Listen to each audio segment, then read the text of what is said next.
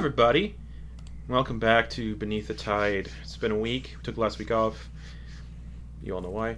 We're going to be doing episode 62 of Beneath the Tide this week. But first, some very important channel announcements. If you were watching our previous game tonight, Legends of Wildmount, you will know I read a statement regarding the future of the channel and changes happening, but I'm going to read that again. I'll be reading it at the start of every game this week, and then making it a separate video and uploading that somewhere. So bear with me as I read an important statement regarding some changes.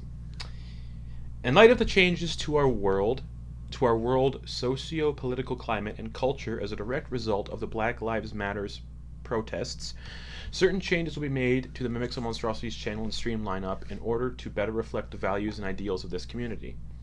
The first among these changes is the donation of all raised funds via Twitch or other platforms to the Bail Project National Revolving Bail Fund starting tonight through July 10th, 2020. Following this charity drive, Mimics and Monstrosities will be donating regularly to other BIPOC-focused charities throughout this calendar year and well into the future. Furthermore, Mimics and Monstrosities is a community which strives to amplify the voices of BIPOC players and GMs. We recognize that in the past, we haven't been nearly as selective or diverse in our casting process as we should have been. We deeply apologize for our part in the perpetuation of racism within the tabletop community, and we will do better going forward. Excuse me. We'll be making a greater effort to include and amplify BIPOC voices in our community, and we ask the Mimics and Monstrosities community to hold us and each other accountable as we implement these changes.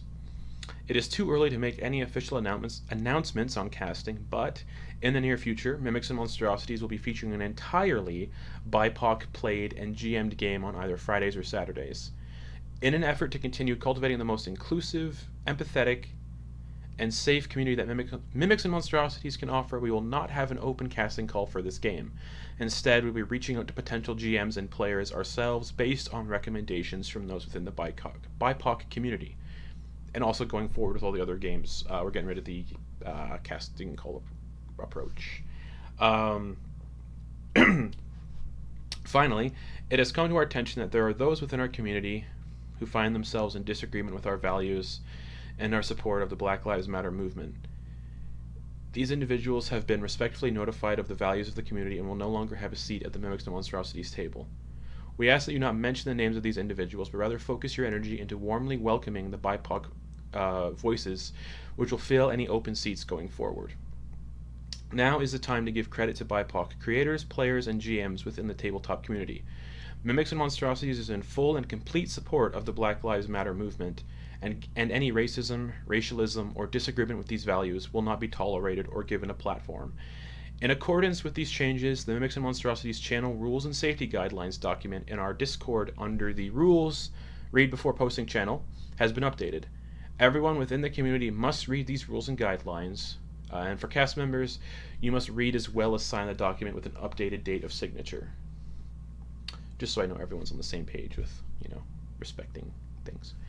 We'd like to thank those within our community who have already illustrated immense support for the Black Lives Matter movement, either through social media presence, education, or attending protests themselves.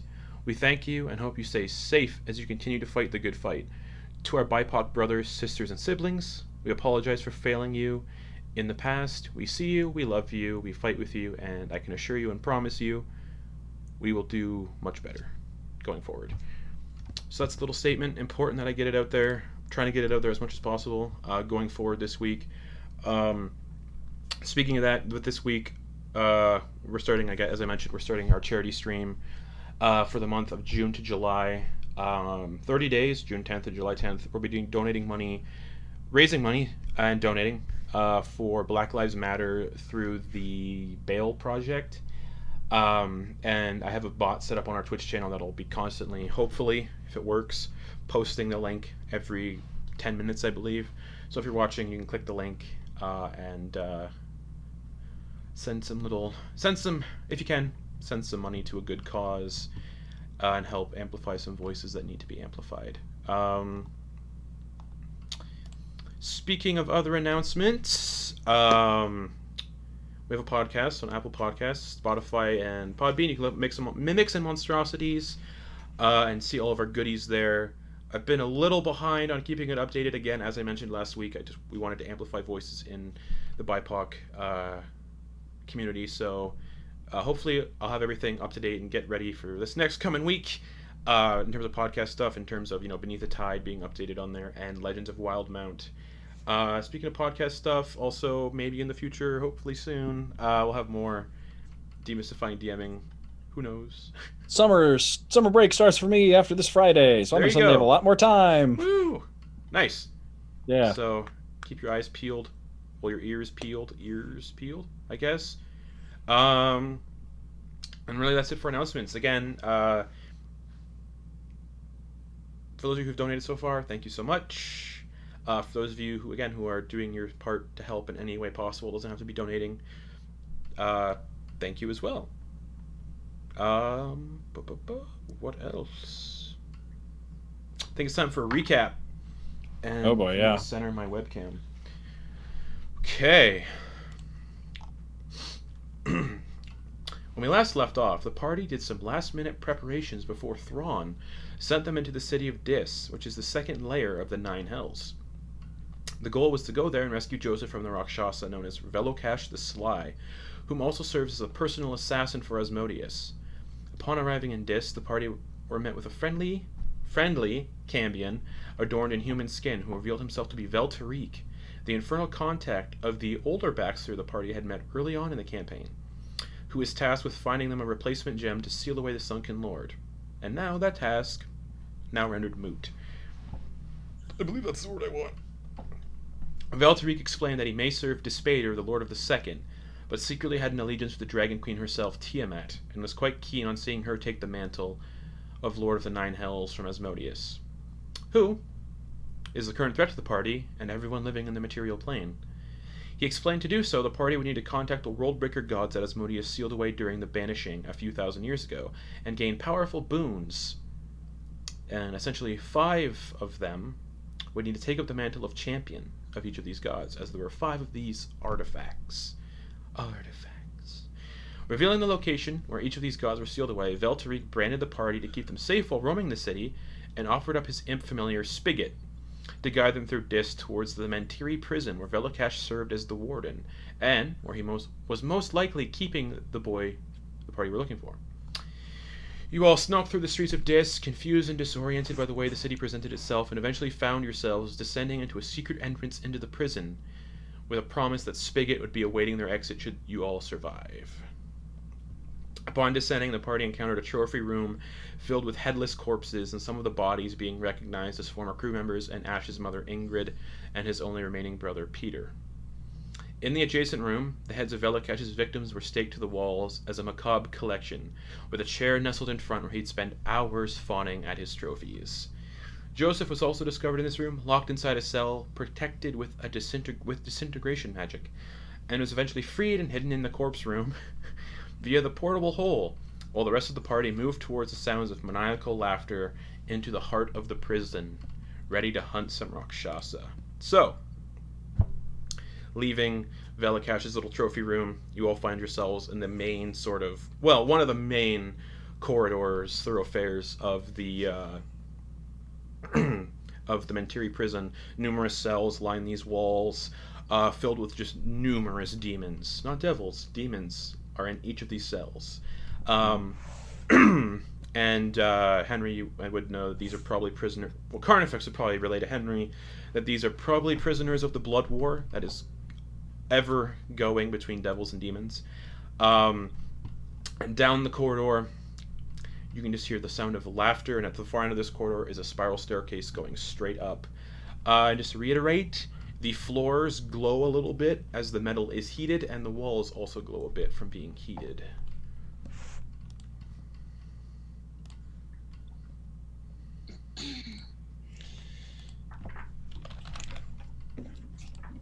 All right, well, we're gonna go kill this guy.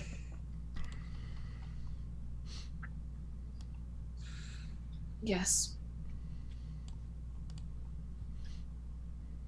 Yes, no, y'all with me? Come on, let's hear it. Yeah. I'm right behind you. It looks like all of us have some skin in this game now. So, Alright, good. yeah. Let's kill him. I'm not leading the way though. Just, you know. Oh, I will.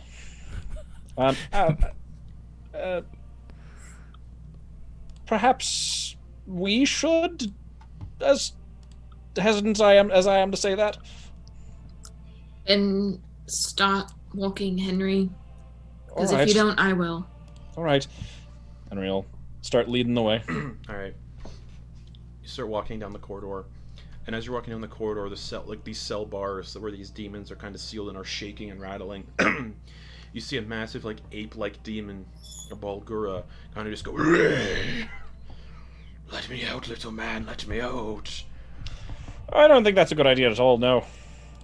I'll make it worth your while, let me out. Do it." No, I don't think I will. No, I'm good. I'm quite good on that. You start walking past its cell. Yeah. Okay. There it is. As we start walking towards where we're going, about how long? It maybe take us about a minute, perhaps, Oh. or less time. It doesn't look far away, but with every step, it looks like it's getting farther and farther away. Okay, then I'm gonna pull out the silver knife that I bought for my kit, and I'm gonna start casting Tiny Servant. Okay. On that. Sure. What's everyone Baxter's gonna cast True Sight on himself. True Seeing. Okay. And I believe I have Invisible Sight on from last time still, or yes, you do. Within 10 feet. Invisible objects and invisible people. And you do see stuff. You see hundreds of imps kind of scurrying around on the ceiling, like sentries. All these imps invisible. And they're just looking all down at you, smiling from the ceiling. But I see them because of my wizard eyes. Yes. There are invisible imps on the ceiling. Pardon me? There are invisible sorry. imps on the ceiling. They're smiling. Yes, I see them. At least they're not frowning. Yeah, that sounds about right. Oh, good. Okay, well, if it's normal, then. How about you all get out of here? No. Eldritch Blast. There's hundreds of them. They will attack. It's not worth Oh, it. okay. Don't provoke them. Yeah. Don't provoke them. Alright. Just keep walking. You guys keep walking. And eventually, after about a couple minutes, you come to this spiral staircase made of red-hot iron, just spiraling up about 15 feet. So there's a silver knife with legs and arms in my hand. Okay. Cool. So yeah, because it's been a couple. So nice. Put him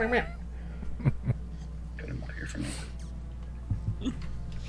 The closer we get these things to Beaker from the Muppets, the better.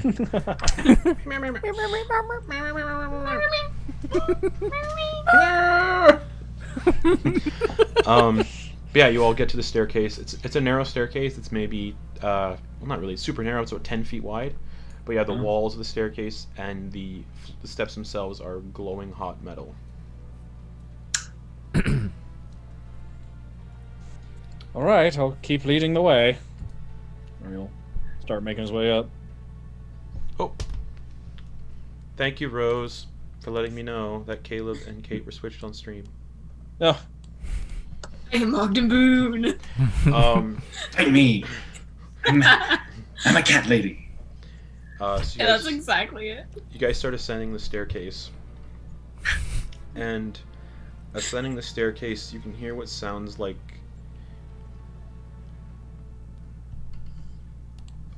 wet flesh being sliced. And there's just laughing with every cut as you guys start climbing up. And again, it seems like it's maybe 15 feet up, but the farther you go up, the longer it takes. Like, are we talking as it's getting cut? Are we talking like a deli slicer type of cut? It sounds more violent. And okay. Yep. Yeah. And then just and then just long slices of just wet That flesh poor being soul. flayed rather. Can I kind of creep ahead and stealth peer through the doorway to try to see into the room? Sure, give me a stealth check. Woo. First roll of the night, and it's at disadvantage. Yes, because of Guidance. armor. Alright, well, the lowest was a 12 plus 16, so 28. Alright, you sneak up to the stairs. Give me 1 second. Yeah, so you start going up the stairs a little bit. You're doing your best not to touch the walls, I assume, because you have bare hands. Okay. So you start slowly climbing your way up. You can feel the heat coming into, like, through, obviously, your feet.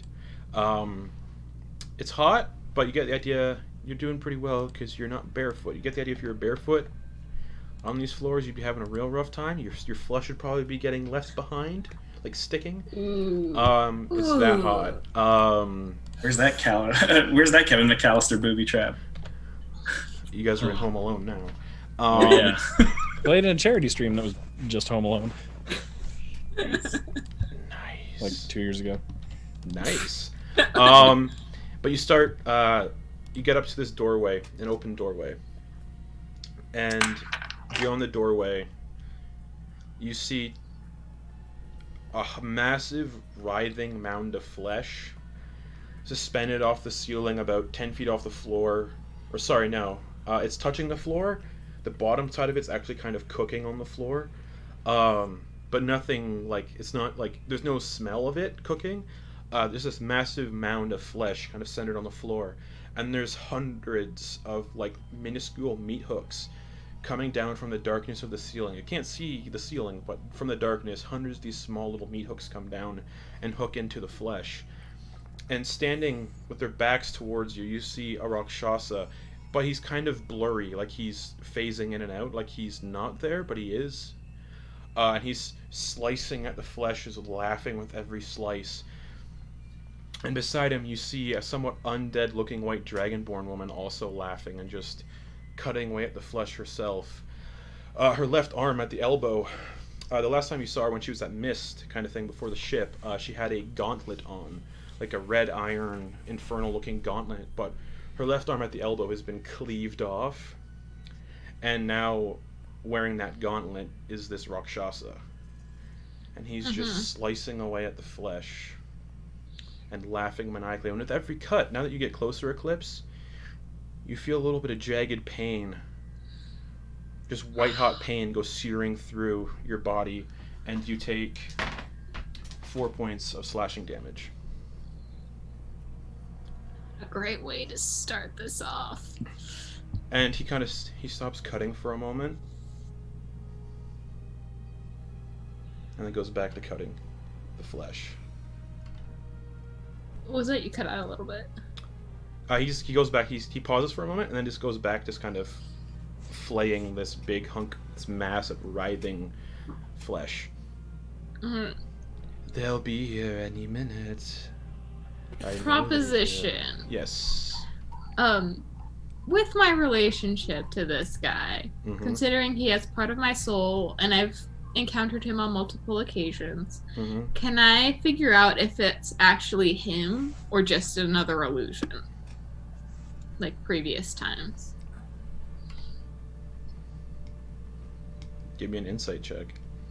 Am I proficient with insight? I am. I'm an expert. What's up, Garrett? As we're looking at their backs, if everyone does else it look like... if everyone else is sneaking up with Eclipse to look, I need everyone else to make Oh, stealth never checks. mind then. Okay. Yeah, never mind then. That's a 21 insight. It's most likely him. Okay. I'm going to slowly get back to the group. Okay. Another stealth check, please.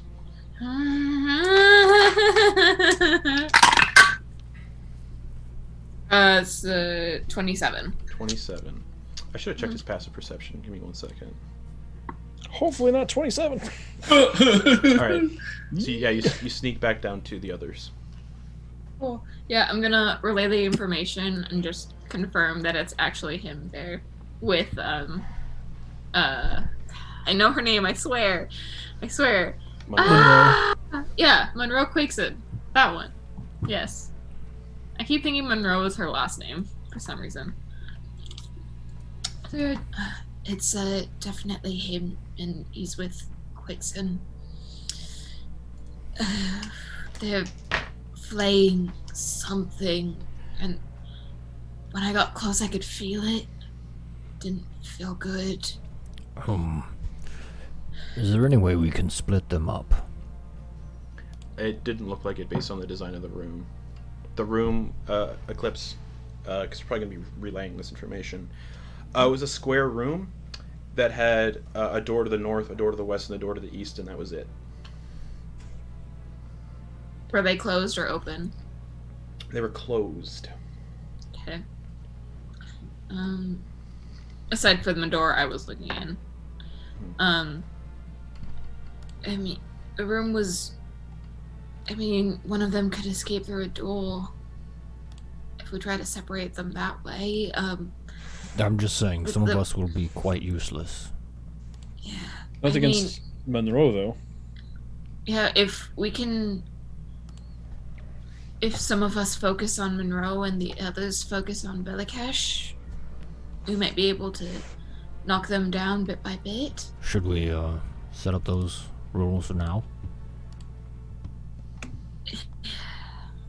I think that would work out to be Henry, Eclipse, and I against Velokash, and Baxter, Ogden, and Leah against Monroe.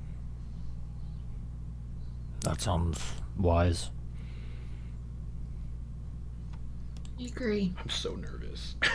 Oh, and don't forget, I pull Knifey off my shoulder. So you said he was up there? Yes. Okay. Now, as soon as things start to go down, I want you to slam your pointy end into the heel of that rakshasha. Okay? Okay? Okay. But only when things pop off. And I can tell it that with my mind, but it's that animated. I was getting We're serious Rocket and Baby Groot at the end of Guardians 2. So just slam yourself into right into where make him super uncomfortable, okay? Okay. Yeah. Perfect. I love that spell. It's so good. It's your favorite. I concur. Let's she missed it on me before. Let's take her down. You mentioned that this rakshasa looked blurry. Yeah, like he wasn't all quite there, but I know he is. Do you think that's something we might be able to, in effect, remove from him? Possibly. Justin. Howdy. Henry has the spell Blur. Does that sound like that? Nope. Not in this way. Okay. Not in this way. I have a spell that affects does a similar effect. This doesn't sound quite like that. It was almost... Does it affect more... Could be described as displaced. Ah.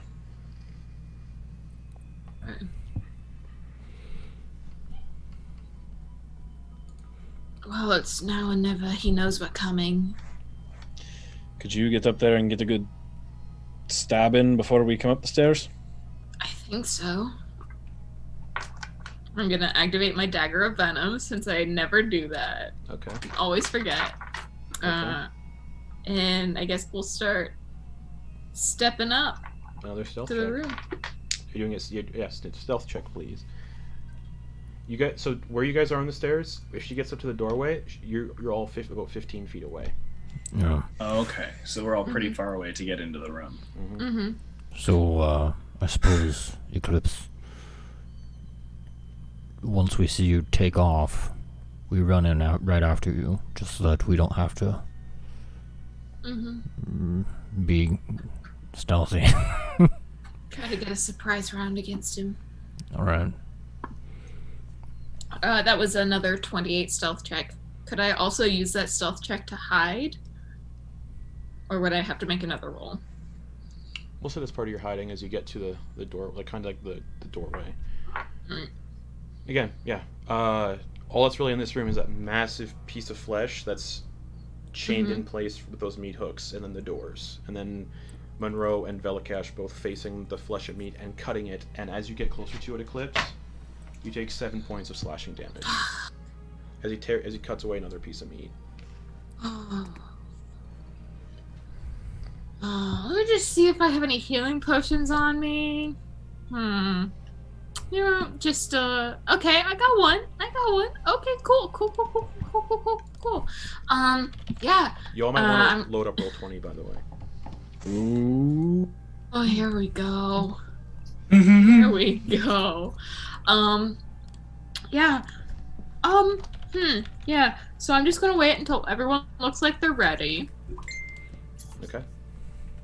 And then from my hidden location, I'm gonna chuck the dagger of venom. All right. Velokash. With disadvantage because of his Do I? displacement. But it cancels out because I get advantage on a ranged attack rolls while hiding. Sure. That's generally A not straight how roll? Yeah, sure.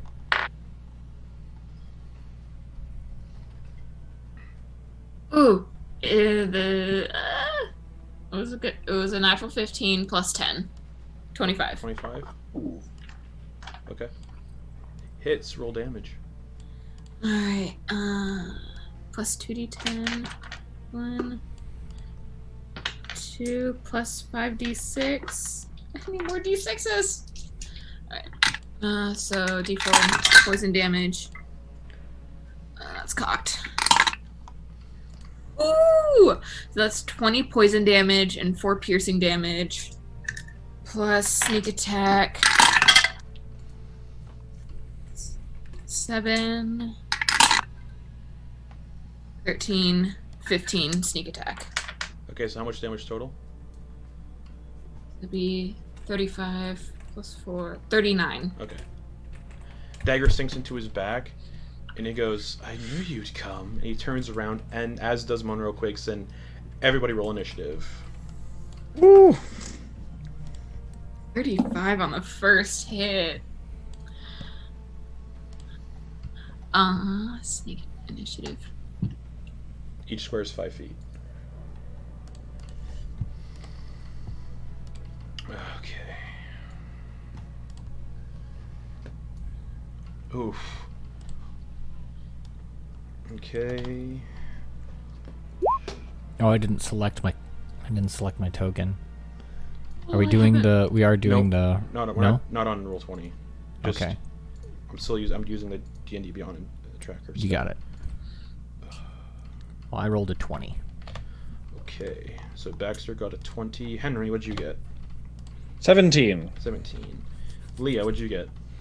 12. Ogden Boon. I got an 8. Ash. Dirty 20. Okay. Nice. And then Eclipse. Both my 24. characters have advantage on 24. initiative. Alright. Alrighty, and it was 39 damage, you said? Yes. It's your turn, Eclipse. They're both facing you. Yep. Cool. I'm gonna run up and attack with my short sword and try to get my dagger and back. when you hit him with the dagger, that Mhm. kind of like blur effect ceased. Sweet. Because he's wearing a cloak of displacement. Okay. It's got an item. Yeah, I'm gonna run up and try to stab him with my short sword. Okay. Nat 20. Nat 20, baby! Also, our crits aren't what they were before. It's just roll dice and multiply it. Yeah, but I get extra damage when I crit on the short sword, so... Like, in addition to doubling the roll. That's only a 13 to hit. 13 does not hit. He just... The blade goes at him. He grabs the blade with his bare hand and then just gently pushes it back at you. So you are now right in front of him. Yep.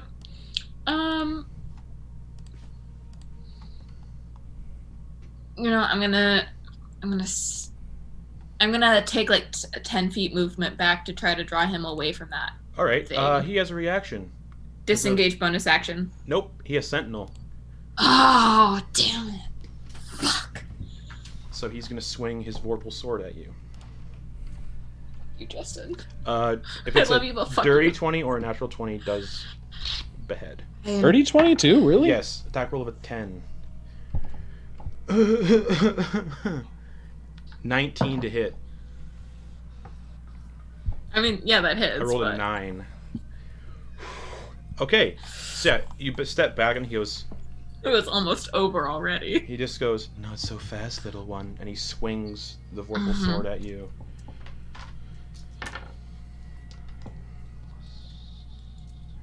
You take 15 points of slashing damage. As you step back, you just... right across, and the blade catches your neck and slices your neck. Oh, fuck. And you step back 10 feet? Okay. No, with Sentinel, if it hits, I can't move, that's correct. so I'm still right up against him. You're stuck there. Alright, anything else, Eclipse? Use my bonus action, use most of my movement. Let me double check roll 20. Well, you don't have any more movement. I don't have any more movement, anyway. No, that's my turn. Okay. That'll bring Just real quick, does Sentinel mean it ignores, like, the disengage thing? Yep. Yeah. Okay. But it's his reaction, so he can't do it again. That'll bring us to Monroe Quigson. And she's gonna go, "Your friends are outside, aren't they?"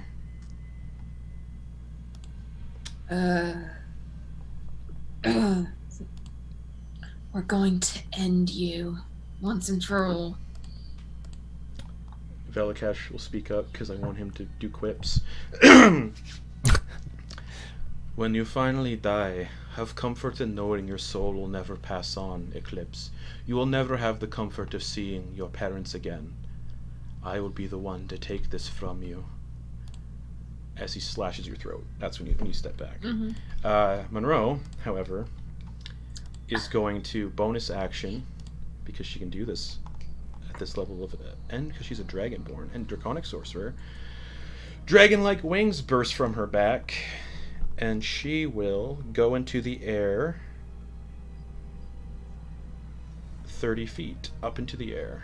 And again, you guys do not see a ceiling. It's just darkness. She goes up 30 feet. As a bonus action is what she'll do. And as an action, she's going to throw a guiding bolt at Eclipse. Just... So... That's not going to hit. That's a 13. Nope. Okay. So it splashes at your feet, bringing it to Ash. All right. Ash is going to... is it?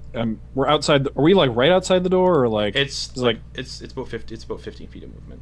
15 feet of movement to get there. To get into the room, yeah. So 15.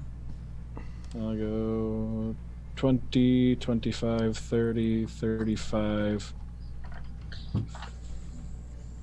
40 to here. Okay. I think that counts as 10 feet of distance. So I will attack with Lore Weaver. Oh, bonus action rage. Attack with Lore Weaver. All right, go for it. Because it's a reach weapon. Yeah. All right, that's first one. 25. 25 hits. All right, second attack. This is a 19. 19 hits. So you stab. Okay. For a total of... Yeah, Ash rushes in. We'll say just for flavor, one stab as you're running past, Then you get to 10 feet, and then you just lunge forward and do a stab. 3, 32 plus rage is 38 damage for between both hits. Nice. Anything else? Yes, actually. Okay. Ash is going to, then after the end of that, back up 5 feet. Okay. Out of. As you stab him and all that stuff, and you step back, he turns to you and says, "Shall I indulge you in your mother's last words? She begged for me to stop when I peeled your brother Peter apart like an onion." And that's what he says to you, Ash. That'll bring us to Baxter. Baxter's gonna peek around the corner and be like, "Hello." Does he see anything weird with his special eyes? Nope. Alright. Then he is going to cast Dispel Magic on that fucking crazy ass sword. Let me look into something here.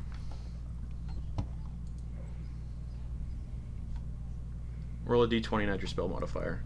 Okay. Allowed? Is this allowed? I don't believe it's technically a magical weapon, because you're technically not... It's not a magical effect that it does, though. Okay. I rolled a 14 plus... what's my modifier? Yep. So... 19? I'm Googling something real quick. Okay.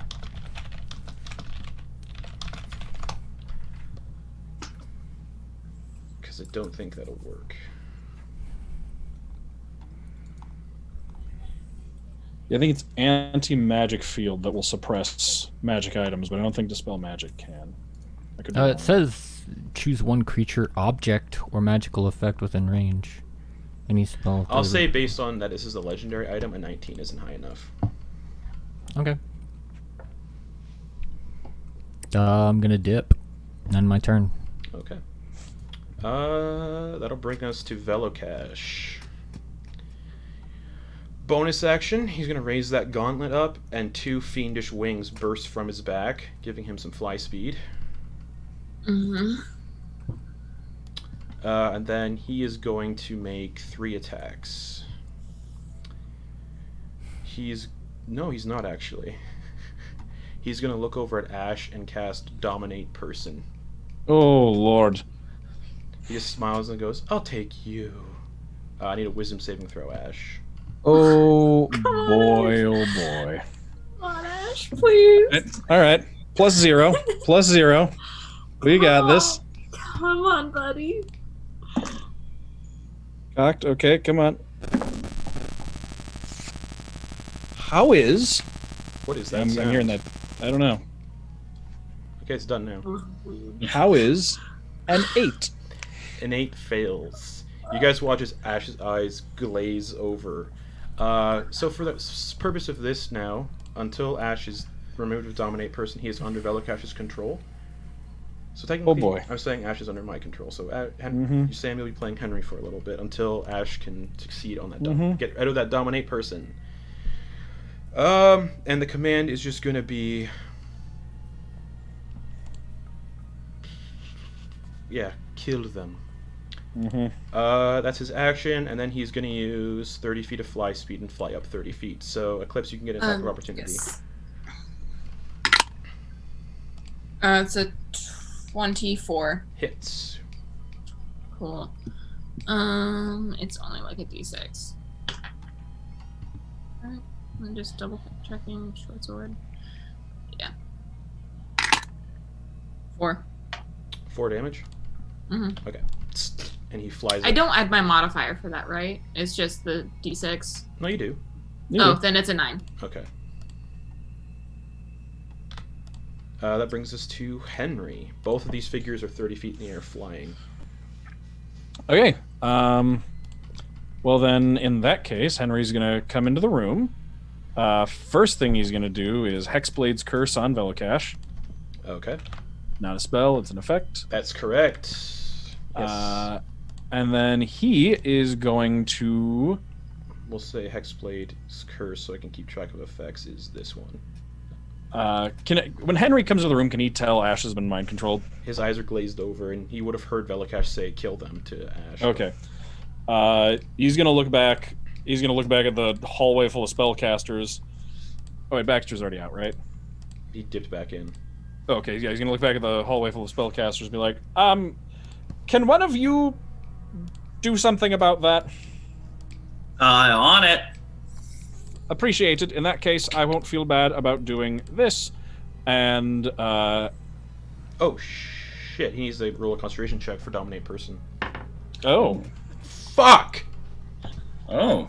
Did he fail it? No, he got a 15. Wait. He succeeded. Oh. Okay, wait, is Dominate Person concentration? Yes, it actually? is. So okay. he gets stabbed and he just smiles. The eyes, like Ash's eyes flicker. What are you doing with the feelings like this? His Ash's eyes kind of flicker a little bit where they're glazed, but then they go back to being glazed over. Okay, Henry says, "All right, I'm going to trust that that one of you can handle this." I suppose Henry, where is he? He'll move into the doorway. Henry is going to cast Fly on himself, Eclipse, and Ash. His action. Okay. Oh gosh! So now Ash is flying. Yeah. Oh, Yeah. That's why I was like, because once the effect is over, that's gonna be helpful. But yeah. someone gotta fix this. I have Ash's character sheet open because I'll be playing Ash for a little bit now. Yep. Mm-hmm. And Henry is going to fly up into the air adjacent to Velokash. Okay. And as you approach, Velokash says, "I thought the Bellwinds capturing your parents would have been the perfect bait. Yet here you are, so openly walking into the slaughter, little man." Mirren, walk into this slaughter, little man. All right. That's my turn. That's Henry's turn, bringing us to Leah. Leah's going to walk into the room Okay. and she's just gonna look up and like see in the rakshasa like up in the Yep. air. Him Just kinda- and the undead dragonborn woman are both 30 feet in the air, flying. She's going to take the staff, like look at the staff Fungal Lich gave her, and she's just going to like hold it up towards him and cast Finger of Death. Did you read what I messaged you about how I modified the staff a bit?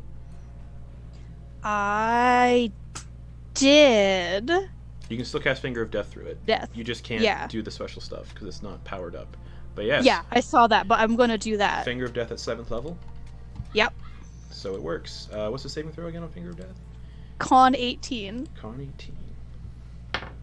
Please fail. Fuck. 17. Ah, fuck you. So roll that damage. Roll that dirty Boom! damage. She just walks in, Boom! raises the staff up at Velokash, and casts Finger of Death. 1 You second. backwards-handed fuck. It'll be quicker if you click it on your character sheet. Second, one 'Cause last It's dice. a lot of dice. That is 61 points of damage, necrotic. Eee. So just he's like, "Ugh." All right. I know who I'm sending him after now. Make that concentration Run, man. check. Oh yeah. Yeah. So the DC is Are you- like 30. fuck. Ash is no longer dominated. Who are you sending? Who after you fuck? Oh, MVP right there. Mhm. This is some good moves too, Justin. You're doing some pretty wicked shit. Oh. It's good. Yeah. All right. Anything Why, else? why would you? Leah's just gonna dip back out of the room. Okay. On Bringing us, the squishy cast. bringing us to Ogden Boon. I had a question. Can we see them above us? We can see They're them, both right? 30 feet up. Yes. Okay. Okay. I thought there was like. and Cla- Velokash. Oh fuck! He's no longer So before he got blasted by that Finger of Death. So when he got back to his turn, he got displaced again, and then as soon as he got hit by Finger of Death, went away again. Motherfucker. Yeah. But yeah. Ogden Boon. Great. I'm going to jump into the room, and I imagine this guy's jumping off my shoulder and probably climbing as close the moving speed that he has up the wall to try and get to. He can't, based on where he is, he can't get there. Okay, Velokash cool. is, The wall's... Velokash isn't anywhere near a wall. Okay, but the walls are smooth? They're smooth and glowing red hot. Okay. So touching the walls damage if you're not resistant to fire. Well, if you're not immune to fire damage. I mean, the knife is, is probably not flesh. Interesting. We'll talk. So I guess I'm going to, as a bonus action, cast Sunbeam at Monroe Quakeson. Is your token in the room? What token? Oh, I am. Yeah. I step into the room. Sorry. Excuse me. Where's that roll 20 boy? Wait, where would I get that token anyway? Ogden's right down here. I unfortunately don't see that. That is strange. Okay. I know, right? I can't wait till I can stop using roll 20. Oh, so it didn't finish loading the rest of the map? Is that what's going on, Kate? That must be what's going on. Oh, there it Try is. zooming out. Yeah, and if you stuff, scroll- It's a very It's a little it's a very small map. Okay. Well, I'm out to 90%. Here. Ooh. Oh. All right, you go into the room and you do Sunbeam. Yeah, no, I go into the room, and if I can see Monroe Quakeson. I'm going to What level are you casting that at? the level that I loaded it in, 6. 6. She's gonna Sixth cast. level. She's gonna cast Counterspell at 6th level. Ooh. Okay. Great. Just raises her only remaining hand that she has and counterspells it. Great. Then I'm also going to cast Sunbeam on her with my regular action and not my bonus action, because that was my amulet. Okay. All right. So she counterspells the bonus one, but then the actual Sunbeam. Poof. Okay. Nice. Great. Awesome. That is a... Go back to my sheet and make this small. There we I go. didn't put on battle That- music. Battle music. That is a save for you. Con, Dex, Wisdom. It is a Constitution save, and it is in 60 feet. Is there a way I could line it up to try and hit both of them? Yeah. You'll be hitting the flesh sack too, though. Oh, it's Okay. up high too? No, the flesh sack it's 60 feet. It would hit if you wanted to hit both of them. It'd hit both of them and the flesh sack. The flesh sack's big. It's about 30 feet off the ground. Sorry. Oh. It's 30 feet, like, tall Mm-hmm. and on the ground. Oh. Okay. Could Knifey Boy climb the flesh sack? Probably. Great. Please don't stab it. Please. Oh, he has very specific instructions. So yeah, I guess he'll start climbing the sack as best he So can. con save right, then- for Sunbeam. Yeah, and I'm probably just gonna aim it at her if in It the room. it wouldn't affect him. Okay, well, yeah, and if in the room, I'm not going to risk hitting a thing. I'd rather just hit her. Okay, so con save. Boom. Fuck. 15. That's a fail, I imagine. I mean, if it You was cut out. 16. I got a 15. Yeah, we didn't hit. 15. Oh, 15. 16. Yeah, that's a fail. Yep, so the Sunbeam just comes down out of nowhere and just starts, like, roasting her. It also blinds her on a fail. Oh. So That's some good stuff. that is 25 damage. Good thing she has True Sight. Ooh. True Sight, you So- can see through. Blindness doesn't You affect see True through- Sight. Oh, being blinded, you see through being blinded. Mhm. Okay. So, how much All right. damage does she take? 25 radiant 25 damage. radiant damage. Alright, so just... She screams a little bit.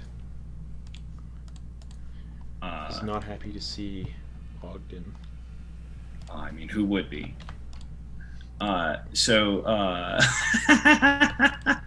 Then I guess I'm gonna try. Everyone else has popped out and pop back in, so I'm gonna try and slide my way back out of the room. Okay. I think we're doing good. It just puts out a high five to him. Alright. That brings us back to the top with Eclipse. Who now Cool. has a fly speed. Yeah. I'm gonna 60 fly feet. up. Okay. 60 feet. Okay, Mhm. sweet. You fly I'm gonna up. fly up 30 feet Okay. directly in front of asshole. Yeah. Is the dagger of venom still in his back, or has it fallen It's in his before back. I fly up?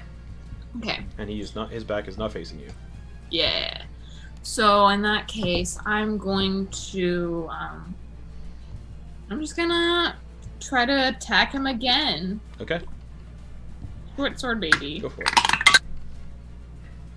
Nope. That's a natural 2. Yep. He That just misses. moves over the way. And when Ogden came in the room, he said to Ogden, well, yeah, he said, fuck, I forgot to say all of his things he says to people. To Ogden, he would have said, a fighter your mother is not. If your little goblin friend wasn't there to save her, she too would have joined my collection.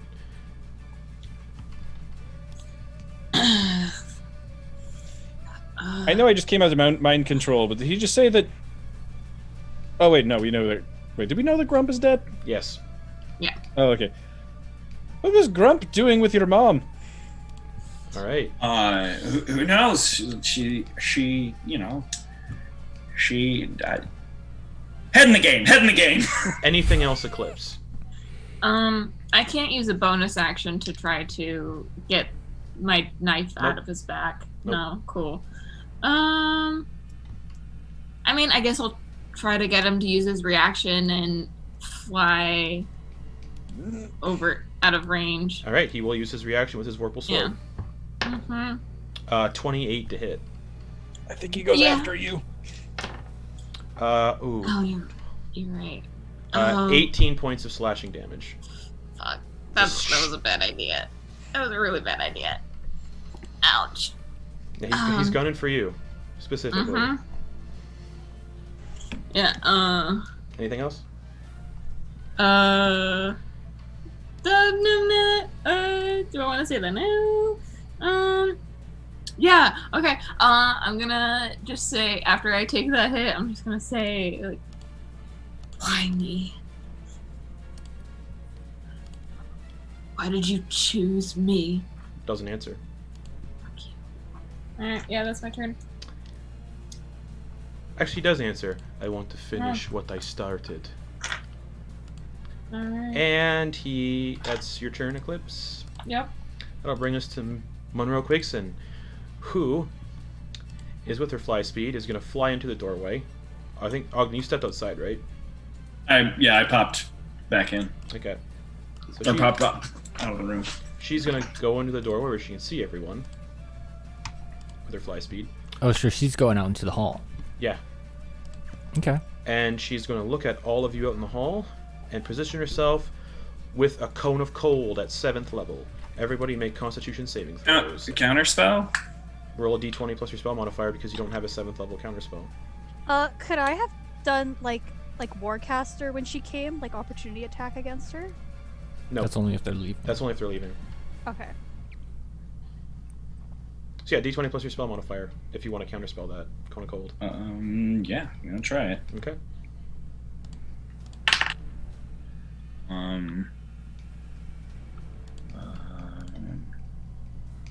Oh boy, get to the top of the page. Oh, come on, friend. Oh, there we go. So that is 27. Yeah, you counterspell the cone of cold. It does not go off. Alrighty. Well, she can't do much now. Alright. She is going to stay there. Still hovering about in the doorway. She's about, 5 feet off the ground. That'll bring us to Ash. All right. Ash is gonna fly up into the air and is gonna go 30 feet up. Just keep everything leveled. Not have to worry about 3 dimensions. Yep. 10 feet away is gonna attack Velokash with that stabby boy. Alright, straight attack rolls because he has not gone back to being displaced yet. Okay. 26 to hit Hits. and 16 to hit. 16 just hits. I rolled a 3. I'm gonna be hitting him a lot. All right. First attack is 15 damage. Okay. Second attack is 21 damage, so Alrighty. 36 total. So, anything else? Yep, and then Ash is gonna back off 10 feet to here. Or 5 feet. Okay. That'll bring us to Baxter. Shit. I was gonna tell her to go back to the Shadowfell and try to banish her, but she's probably got a pretty good charisma saving throw. I think she's a sorcerer, yeah. Yeah. You would remember a sorcerer cleric combo. Oh. Baxter would no. No. Yeah.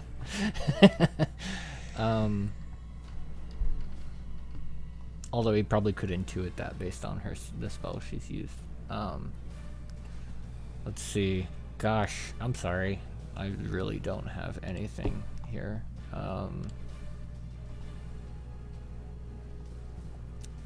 Shoot. Balls. So she...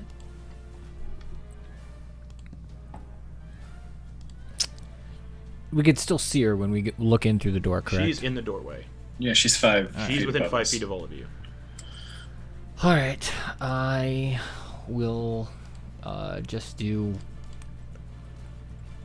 God, I don't want to be useless. I'll do 3 Eldritch Blasts at her. Okay. Okay. First one is a 29 to hit. Hits. Alright. And that one is... Sweet. 15 force damage. Okay. Hits Second on the one chest. is an 18 to hit. 18 just hits. And that is 12 force damage. Alright. Draconic sorcerers, when they get high level, they get good defense stuff. Ooh, and the other one's an 11. Does not hit, just so she It's a dodges nat the one, last one. yeah. Yeah. Alright. I guess...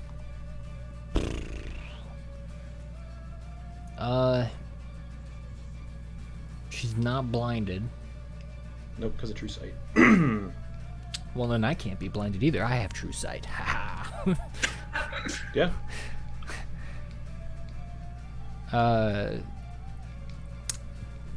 Yeah, I guess I'm just gonna be like, oh, I don't like that. And where can I move left down this hallway at the bottom? She will get, but it will invoke attack of opportunity. Oh, really? It was that close? You're all within 5 feet of her. She can all reach you. Oh, okay. And she has other stuff, so. Cool, fuck it. She's a sorcerer. I'll take an attack of opportunity from her. Alright, you step off, and she's going to Yeah. use Warcaster to do a spell-based attack of opportunity. Sweet, do it. And just, I gotta check, because I don't want to rule it wrong and make sure I'm picking the wrong kind of spell here. Is this a reaction? Yeah. Okay. Yeah. And She already- Ogden already used his reaction to counterspell Cone of Cold. Oh, wait, Right, but right. Did And she already use her... Her Oh, reaction no. to Oh, that was on... That counterspell was before... Sunbeam? That was the other one. That's That was her last turn. Yeah, that was her last turn. Yeah. Okay. So she's gonna counter. She's gonna react. Ugh. Warcaster, and she's gonna go for, let's see, inflict wounds Okay. at 3rd level. Do it. 10 to hit. Woof. Does So not hit. she reaches out this necrotic energy in her remaining hand, and you just whoop, slip out of the way. Wait, what? Gross. Okay. Whew. That brings us to Velokash then. When he sees Baxter kind of move around in the hallway, he just kind of says to Baxter, "No, now this is exciting. I've never had the opportunity to collect the same head twice." And when he saw Leah in the hallway, he says, "We appreciate you freeing our master from his cage.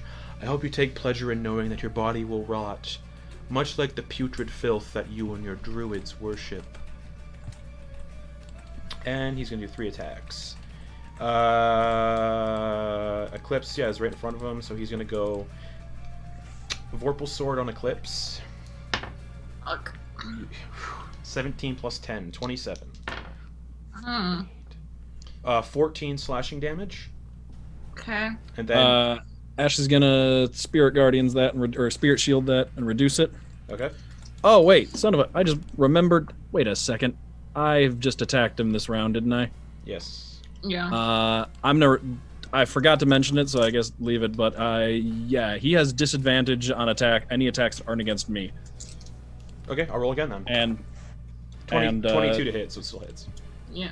And anyone that's not me has resistance to all damage dealt by the target if I hit. All right, so the damage is 18 slashing damage reduced to half. So And 9. I'm gonna Spirit Guardians that, so reduce it. Wow, I rolled max. It's already reduced to 9 because of Spirit Guardians. I just reduced it already. No, Spirit. That's the Spirit Guardians is the thing where I can roll That's dice right, and 'cause reduce it's it also. resistant, yeah.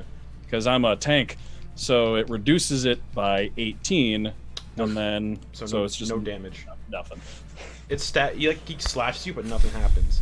So that's when the ghost shows up and All right. blocks for him. Second attack. Hey, Peter. He's gonna hit. Fuck it. He's gonna swing the Vorpal Sword at Henry now. Okay, still disadvantage. Yep. 19 to hit. Woo! Yes, that hits. 18 slashing damage to Henry.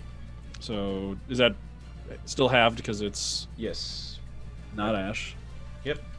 Alright. And then finally, for his third attack, he's gonna charge up that gauntlet, and it's not a spell; it's just a recharge attack, and he's gonna hurl a mote of fire at Ash. Ah. Ash needs to make a dexterity saving throw. All right. Okay. All right. This is an effect I can see while not blinded, Correct. deafened, or incapacitated, so advantage. Yep. 16. 16 fails. All right. You take 26 points of fire damage, Ow. and you are engulfed in flames. Okay. And if you want those flames to go out, you have to use an action to pat them out. Okay. And we'll see if he recharges that on his next turn, which he does not. Then he's gonna use movement. No, he's not. He's gonna stay there because he doesn't want to get it. Oh, he's back to being displaced. Bringing us to Henry. Okay. Henry is going to cast Armor of Agathis on himself. Okay. With his.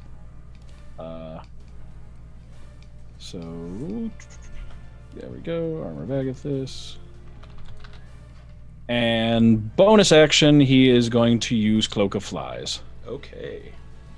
And that'll be his turn. Okay. That'll bring us to Leah.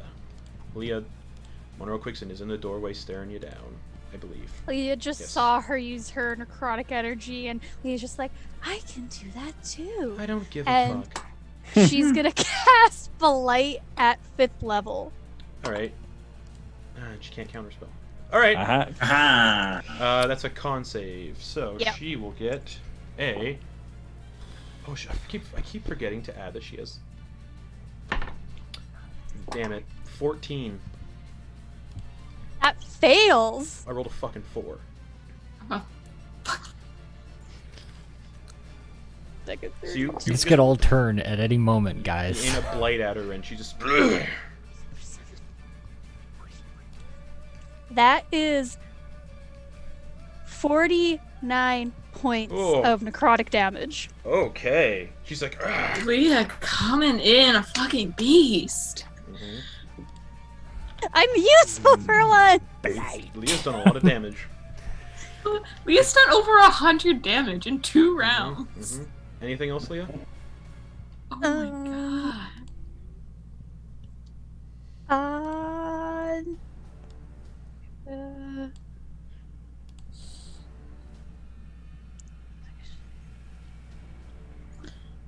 Yeah, that's my turn. Okay. Because I don't want to hurt the people around me. Ogden Boon. Okay, so to be clear, Yes. Tiny Servant has a climb speed of 30 feet. Okay. And it was about 10 feet away Mhm. from where it jumped off my shoulder to the mound of flesh, correct? Correct. Great. So he's about 20 feet up climbing. Mhm. I want to shrink that distance. Like he would probably shrink that distance and at least get close to him, as Okay. the Catman's only 30 feet in the air and next to the 30-foot Yep. mound of flesh. Yep. He's probably going to try and take an attack at that. With disadvantage because his cloak is back to displacing him. Perfect. Come on, Beaker Dagger. You got this. You got this, buddy. and lunges. Okay. You guys just see That this is you guys see this tiny little dagger crawling up the flesh, and then it just propels itself off to stab into Velokash. Does a 14 hit? 14 does not hit. All right, cool. It's kind of like the tail kind of bats the attack out of the way. The tiger tail just. Cool. I just remembered I have fancy footwork, and you can't take opportunity attacks against me when I hit you with a melee attack. I'm such a fucking dumbass. All right. Anything else, Ogden Boon? Yes, that was not even my turn. Right. That That's was just, it's because I told him to do that. That's So that's me. his still. That's still his. That's Still correct. his action from earlier. Correct. So that's not even my turn. I'm so sorry. I just wanted to let you know where Tiny Servant was. Totally. All right, cool. Then I am going to cast Hold Monster on Monroe Quakeson.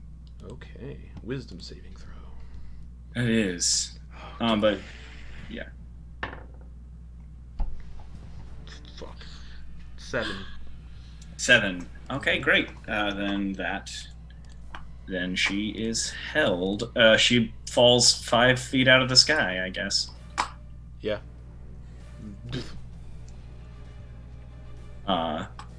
So she's held, and then I run into the room and frozen body. Yeah. She'll Little busy!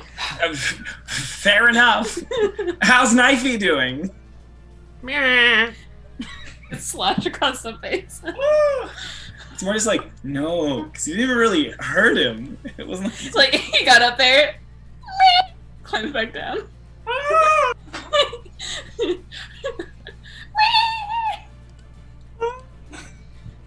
Anything? We love Knifey. Anything else, Ogden? So that was my action. I don't really have. That's all I can do. Yes. Thank you. Alrighty, Eclipse. Okay. I'm gonna be smart now. I'm gonna fly around to the back of him, staying in range. Okay. And I'm gonna try to pull the dagger out. That's your action to do that. But question: can I use the movement of trying to pull the dagger out, like cut up him and pull it out, or no? To like do some damage. Sure. All right. But so like but it's with disadvantage because he's still displaced. okay. So you're now behind him. So that's an attack roll or a skill check. An attack roll with disadvantage. Oh, my dice tower fell apart. Give me 1 second. All right, we're good. Oh, are you? It's 2 net ones, buddy. All right. You don't pull the dagger out either. Nope. Cool. That's my action. Yep. Would that count as a melee attack? Yes, it would. Cool. Fancy footwork. I'm gonna fly away and not take an attack of opportunity. Doesn't the attack have to hit though? You just have to make a melee attack. Okay. When you make a melee attack. All right. That'll bring us to Monroe then. Get the Where are you fuck outta flying? Where are here. you flying to? Each square is 5 Flying. feet, just so you guys know. Flying way over here. Okay. That'll bring us to Monroe, who is currently held. So, she's gonna make a wisdom saving throw at the end of her turn. Okay. Are you gonna try and make a wisdom saving throw? 'Cause I would say already rolled it. Okay. And I got a 21. Dope. That is unfortunate. Dang. And she is no longer paralyzed. Her wings are still out, though. Oh, let me look into actually that feature, because they might not be. Yeah. Nope, they are still out. Her wings are still That out. is, Oh. yeah. That is terribly unfortunate. Incapacitated? Nope, her wings are still out. Still out. She still has them. Because it's a different feature. Alrighty then. That's her turn, though. Bringing us Okay. to Ash. All right. Ash is gonna. I mean, I'm basically gonna just like, well, Ash will fly over to here, make with the stabby stab Go for it. twice. Yeah. Woof. That's actually a 15. 15 does not hit. His All right. tail bats it out of the way. Oh, wait, it's disadvantage too, isn't it? Still. Yes, because he is still displaced. Yeah, that was still a 15. Second attack. 24, 25, 24. 24 hits. So he's no longer displaced. For 17 damage. Alrighty. And then Ash is gonna back up to here. He's gonna use his reaction and do the Vorpal Sword attack on Ash. Wait, what? He's I'm 10. Ash. I attack from That's 10 right. feet away. That's right. So Reach weapons. and he didn't recharge his gauntlet. Oh, Ash. Start of your turn. You take Oh yeah. 8 I'm on fire. 8 fire damage. All right. No doubt. Anything else, Ash? Nope. But I did just hit him with an attack, so Yeah, he he's- has disadvantage on attack rolls against everybody but me, and everyone else has Yes. resistance to the damage. And he's no longer displaced. Bringing us to Baxter. That one I do have to hit. Is she prone? No. She only fell 5 feet, so no. Okay. When she fell, though, she was completely paralyzed, Okay, so yeah, well then right? Like, she would have used her movement to stand up. When she okay, cool. So she's no longer prone. But it was at the end of her turn.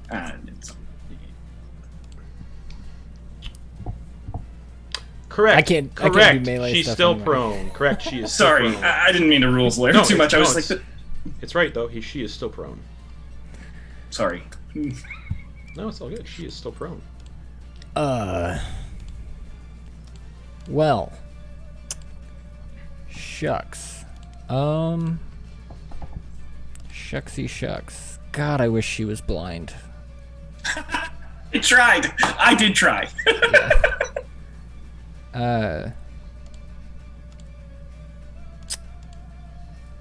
Beans.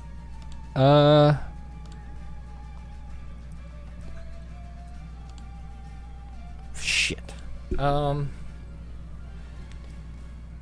gonna try to get past her and head over into the room just to kind of spread out a little. All right. She will make an attack of opportunity against you, Okay. but it's with disadvantage because she's prone. Oh wait, no. She actually uses a spell. Yeah. And it has to be an action, correct? For a spell. If it's Yeah. okay. You know what? It'll be with disadvantage because she's gonna do a inflict wounds Okay. at 5th level to try to touch your foot as you run past. Okay. So with disadvantage, that is a 25 to hit. That hits. So she grabs you by the ankle as you run away, channels this necrotic energy into you, and Baxter takes Gross. 29 points of necrotic damage. Woo! Just Warcaster. Oh. He'll shake free, get past her, and be like, "But you fell into my trap." And I will cast Banishment on her. Okay. Charisma? No, don't roll it. It's a 4. Don't roll it. Can you read me the rule of banishment real quick? I need to double check something too. Yeah. You attempt to send one creature you can see within range to another plane of existence. The target must succeed on a charisma saving throw, be banished. If the target is native to the plane of existence you're on, you banish the target to a harmless demiplane. While there, the target is incapacitated. The target remains there until the spell ends, at which point the target reappears in the space it left or in the nearest unoccupied space if that space is occupied. If the target is native to a different plane of existence than the one you're on, the target is banished with a faint popping noise, returning to its home plane. If the spell ends before 1 minute has passed, the target reappears in the space it left or in the unoccupied space if that space is occupied. Otherwise, the target doesn't return. And since she's undead, disappears. yeah. Okay. But you do not know what plane she's from. Well, most undead it'd be Shadowfell. Or but I don't. The material again, plane, I if don't she's know. like, that's where she's from, yeah. Or somewhere else. I think, yeah. So she disappears. Yeah. That is a concentration spell as well. Yep. Alrighty. Anything else? Nope. He's pretty much going to be like, all right, try to Alrighty. buy us some time here. My 4 has been erased. That brings us to Velokash. Oh, what the fuck is he gonna do? Come at me, ho. Oh God! Every time we as a group call down the thunder always comes. Yeah. You're right. Bad I need bitch, to you can't stop. kill me. I'm a bad bitch. You can't kill me. Okay, Throws Barbie doll at him. sure. Let's see then. Oh man. He is going. There's the thunder. He is going to, and he didn't recharge his gauntlet, but he's back to being displaced. What's he gonna do? What's he gonna do? What's he gonna do? What's he gonna do? Yeah, 3 attacks. He is going to Vorpal Sword Henry Lofferton. Okay, disadvantage. Yep. 18. That I believe hits. Let me check. Yeah, that hits. Alright.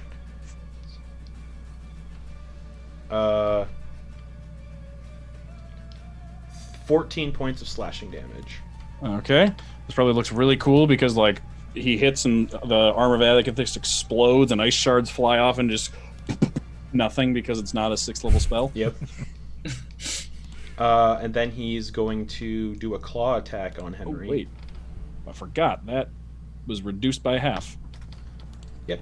So you're going to do a claw attack now on Henry. Okay, 16 to hit. that misses. So he with the claws. No luck. So he's going to swing the Vorpal Sword again. Okay, With disadvantage. With disadvantage, that's a 15. that misses. Alrighty.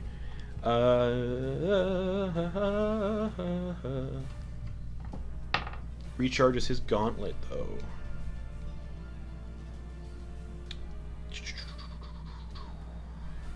Yeah, that's his turn, bringing us to Henry. All right, Henry. Oh wait, sorry, I forgot to mention he takes. He started his turn within my aura of flies, which does 4 points of poison damage if he takes poison damage.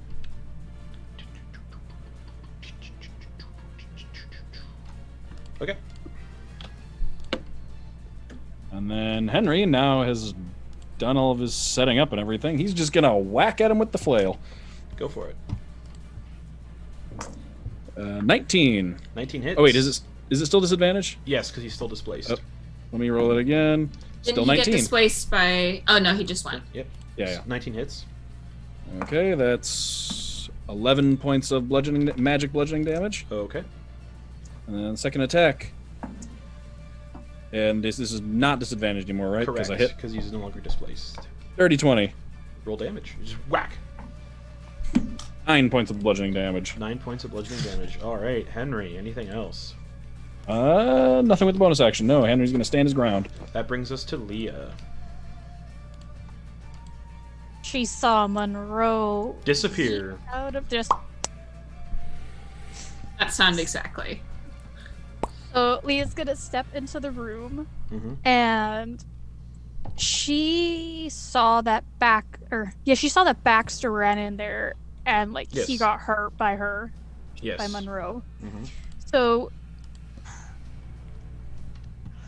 Leah's just gonna do like a quick like first level like healing word, just like bud. Okay. Ooh, you get 8 health back.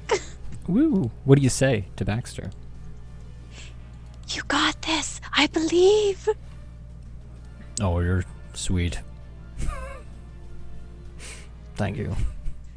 And she like puts her hand to like touch him. Baxter's obviously like, no, get away from me.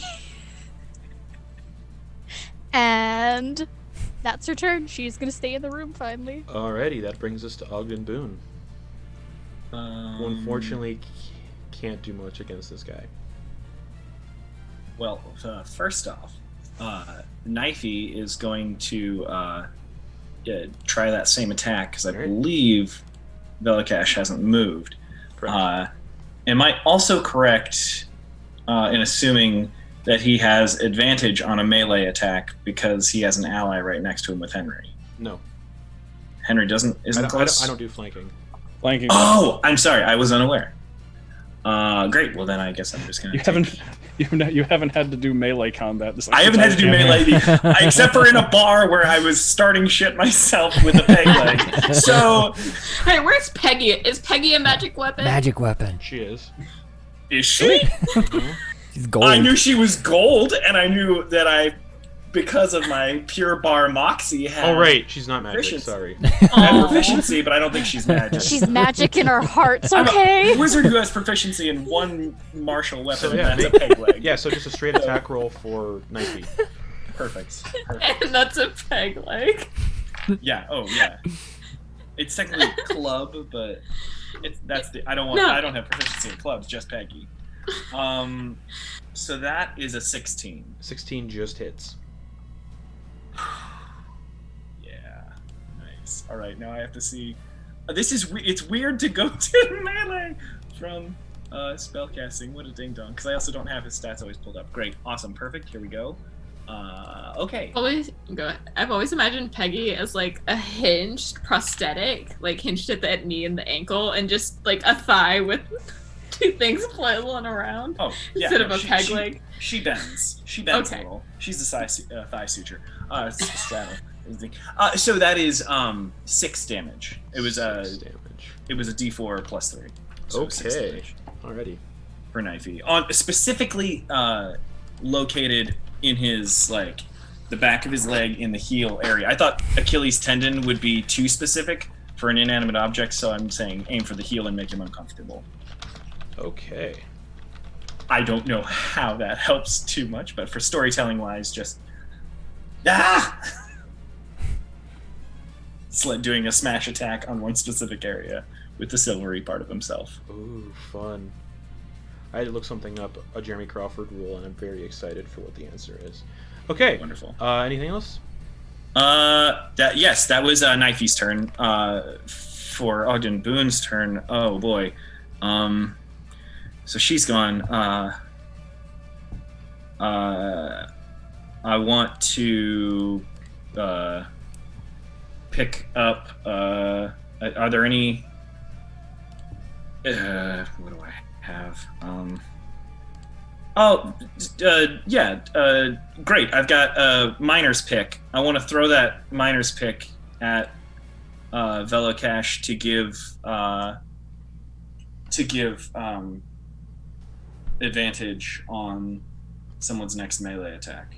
Oh, the help action? Yeah. All right. Well, we'll rule this. If the miner's pick hits, they'll get advantage. So make an attack roll with it. Perfect. Awesome. I'm certain there's no way in any world. That sounds so fun. There's no way in any world that he's proficient at throwing a 10-pound pickaxe. So this is going to be a with this. What? Because you're not proficient. All right. Well, I talked myself into that. Because technically it's an improvised weapon, so. Yeah. This is gonna be. Oh, like hammer throw. Yeah. Oh, hammer throw all the way. Yeah, with disadvantage. Oh. All right. Okay. All right. Okay. And don't. This turn I've already. And don't bother rolling damage for it because he's immune to non-magical weapons. Absolutely. That was not the point of this. This one. It's a distraction.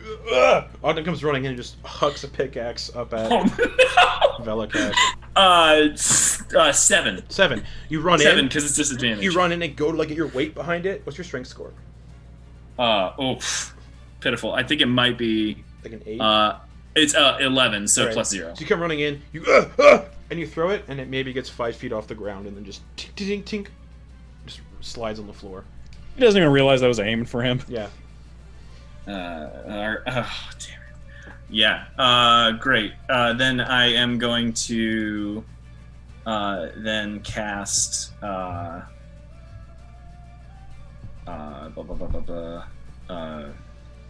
Dragon's Breath on myself. Okay, just so you know, it won't have any effect on him if you're using it on him. Oh. Yeah, that's a very good point. Oh shit. Well then, I guess.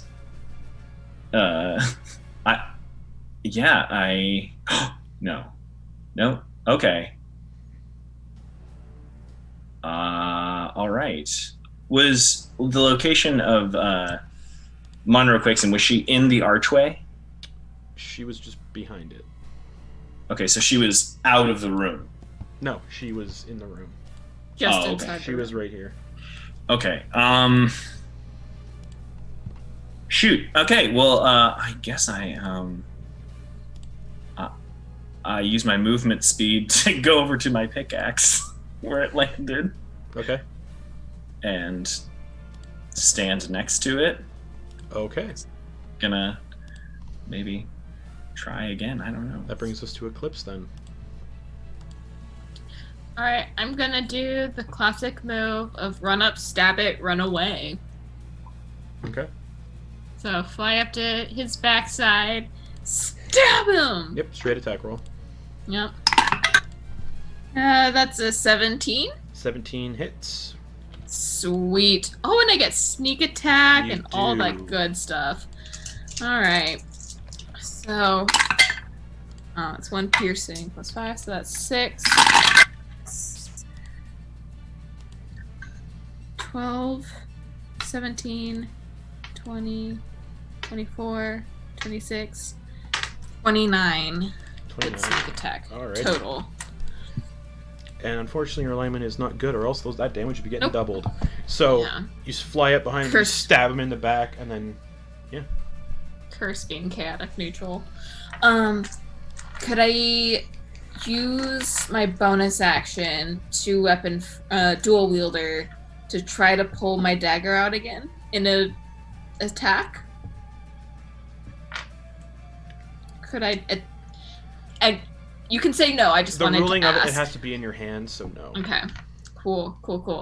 Then I'm going to run away again. Okay. And then I'm going to hide behind what I assume is the physical manifestation of my partial soul. Okay. I'm gonna hide over here behind that. Totally. Stealth check? No, because that's No. because you're but sure, why not? Mm. Well, that's 34. Okay. Thanks to Jeremy Crawford, Monroe Quigson is going to cast Dispel Magic on herself. Isn't And- she incapacitated? Depends No, on just somewhere else. She depends got if out she of gets it. sent. So she Mm, casts you're Dispel right. Magic, and she reappears. Yeah, like I guess if someone has like plane shift, for example, they could just like counter banishment by just Correct. Yeah. like coming back. Wait, so I could cast plane shift on her? If she's not willing, I think- there's a save for it. You On can, touch, you can yeah. cast Plane Yeah. Shift on Got unwilling creatures. Yeah, it's a melee attack, I think. It's basically then, Melee but spell then it's attack. then it's basically just like No, it's just, banishment. it's just a saving throw for being touched. Oh, okay. But yeah, it's basically then just like Yeah, banishment, it's but real with good. choice. Yeah, so she Like you're going to limbo. reappears, because she reappears where she got sent away from. Bonus action. Oh, hello there. Yeah, bonus action. She's not gonna do anything, so she's just gonna fly up in the air 30 feet again. So Leah, you get an attack of opportunity if you want one with your staff. Yes. Warcaster. You can do a spell. That's it. Blight at 5th level. Okay. She got a 28 for a con save. Okay, so she's gonna take half damage. 18 plus 10. Dang. So she reappears, and then starts to fly in the air, and Leah just blight spells her. Fuck.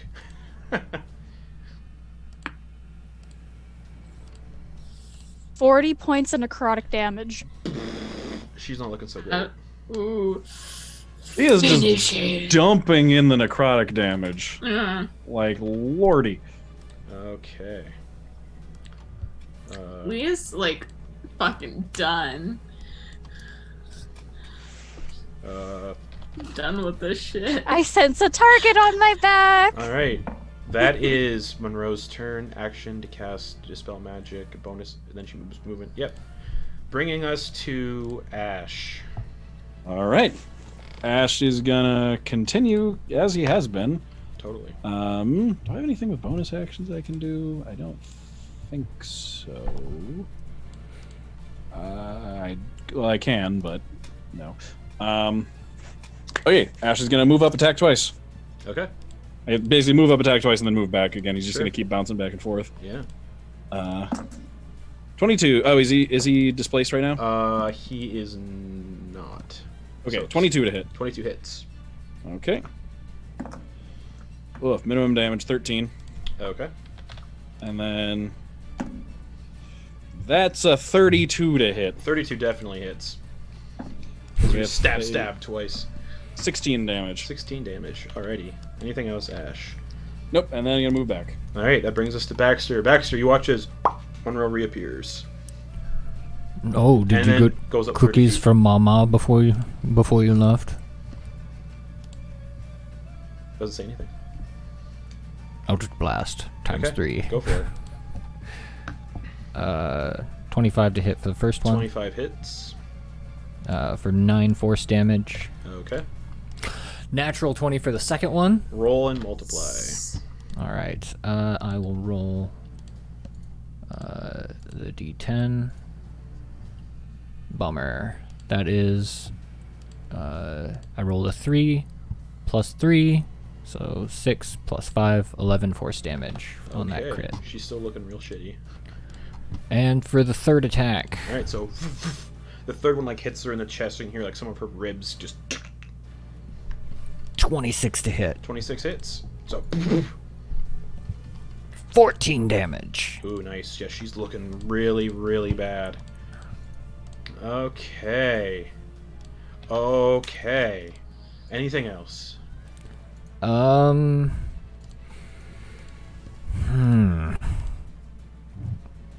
Shit. Yeah, you said these all were doors? They are, and they're all glowing red and closed. Cool. 5, 10. Ah, shit, Ash. I gotta roll fire damage for your last 2 turns. Oh, that's right. 12. Oh, that's 2. I thought I took the Sorry, one before. yes, that's didn't right. 12 fire damage. I? Okay. Good to know. Ouch. Alright, Baxter, what's up? Eldritch Blast. Baxter's gonna go up behind there, see, or I guess Eclipse is flying, right? She's Yep, above. She is. Okay. All right. Well, here we are. I'm like Again, I just bleeding, turn- and I look down to see Baxter's like, Okay. "How you doing, Baxter?" That brings us He to sees the Velokash. blood drip on his arm, and he's just like, "I'm great." Let me look here.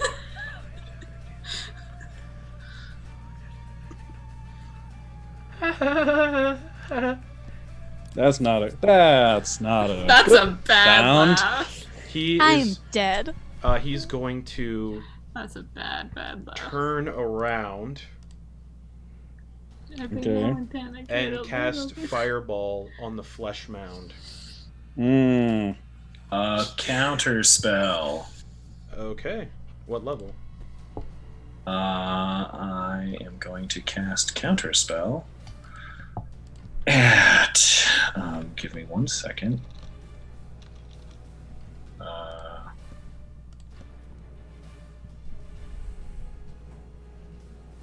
But is there a way to know what level he's casting No. Fireball at? But you do know that certain level spells don't affect him. Yep. Oh, yeah, you can't counterspell him. Because your counterspell doesn't affect him. Okay, then I. Because you need a 6th level spell or higher? 7th. He's Oh, you need a he's 7th level immune to spell. 6 level spells or lower. Oh, okay. So, Oh, yeah, sorry. well, yeah, you can't counterspell. Then I don't. Alright. Then I so- don't use my magics. Yeah, he casts a 5th level Fireball on the flesh mound. And that'll be within 30 feet, so I need Eclipse, Ash, Henry, and Baxter to make... Oh wait, hold on. 30 feet. Everybody. I thought it was think a it's like 20-foot everybody. radius. Everybody right? needs to make 30. Everybody needs to make dexterity saving throws. Even Does that include Monroe Quickson? Yes, it does. He doesn't give a fuck about her. Nice. And Uh, Knifey. Yep, and Knifey. She got a 22. Oof. Ash is going to use his reaction to reduce the damage to Eclipse. Okay. I got a 21 saving throw. Oh wait, never and- mind. 'Cause- So yeah. just so you know, No, Eclipse, I have evasion. since the Fleshbound's getting hit, Eclipse is taking damage Yeah. twice from this. So from it actually hitting me, From the flesh, What- and also the flesh Yeah. wound wall getting hit. Yeah. so I can take evasion on the direct portion, but not on the flesh mound. Correct. You can't. Or would that? You Okay. can't evade the one that's hitting the flesh mound. Okay. And I don't. Do I know that hurting the flesh mound hurts Eclipse? You guys are probably realizing it in just a second because you guys weren't. Okay, Up, so you now- guys weren't Right. up here when it happened before. Okay. Great. Then Cool. you said it was Baxter and Ogden. Everyone is making the save. Right. pretty Does much. Baxter look injured? He's looking So, yeah. fine. He's Dex- fine. Okay. He's Then at the Ash top is gonna. part. Yeah. Let me roll Yeah, so the. dex saves from everybody, Please. please. I don't know how he'll be after this though. Mhm. Probably fine. Maybe. Ugh. It depends on what level this fireball is, I guess. 5th level. Oh. Ooh. Eclipse got a 21 That and has succeeds. evasion. That succeeds. Great. So 0 direct damage. Yep, 0 direct damage, but you take 39 direct damage from the flesh wall. Oh. Baxter, what'd you get for your save? I got a 9. You take 39 points of fire damage. Owie. And that would have, yeah. Then reduce because you Henry Hash halved it for you, so you take. Oh. No. Ash's. That's only for attack rolls. Oh, okay. Sorry. So yeah, They 39 have to fire hit with an damage. attack. I just checked that. What Henry get? 14. 14 fails, 39 fire damage. Ouch. I can't do what- uncanny dodge Nope. on that, right? Nope. Great. But Henry has resistance to fire damage So have a 39. because of the armor. So 19? Yeah. Yep. And So then temp HP is gone. what Ash get? 14. 39 fire damage. Okay. He's going to reduce his own with the Spirit Guardians by 12, so In 27. in addition to still being on fire. Yep. He's Leah, going to do something about that. Leah, what'd you get? 17? 17 fails, 39 points of fire damage. Ogden Boon. Knifey unfortunately got. Yeah, he got a 7. Knifey's gone. Knifey melted. Yep. Oh, he does. I don't know if he melts. He just explodes. I don't know if they exploded. There's the thing. I'll check it out. Well, it's magical damage. It would probably destroy. Once the spell drops, he becomes a mundane object. The mundane object is most likely destroyed. But is it drops or is it? The spell We'll drops. talk later. Anyways, Ogden, what'd you get for dex save? 18. 18 succeeds. You take half of 39, so 19 fire damage. Yes. Yeah, Eclipse, you take 39 fire damage plus the one that you took 0 from, so it's 0. Monroe takes 39 fire damage and falls unconscious. Oh no, she takes half. She takes 19. She still falls unconscious. To the So ground. she's not dead, just unconscious? She's just unconscious. For a Okay. reason. Make your big bads unconscious, not just dead. Alrighty. That's everyone, right? Did everyone do their stuff? Mm-hmm. Okay. Fireball. Yeah, and that'll bring us to Henry. All right. Henry is still right up there next to him. I forgot to do the 4 poison damage at the beginning of his turn. I forgot about that again. I'm sorry. Okay. And I haven't been adding the extra damage from Hexblade's Curse. I'm forgetting all kinds of stuff. That's okay. Oops.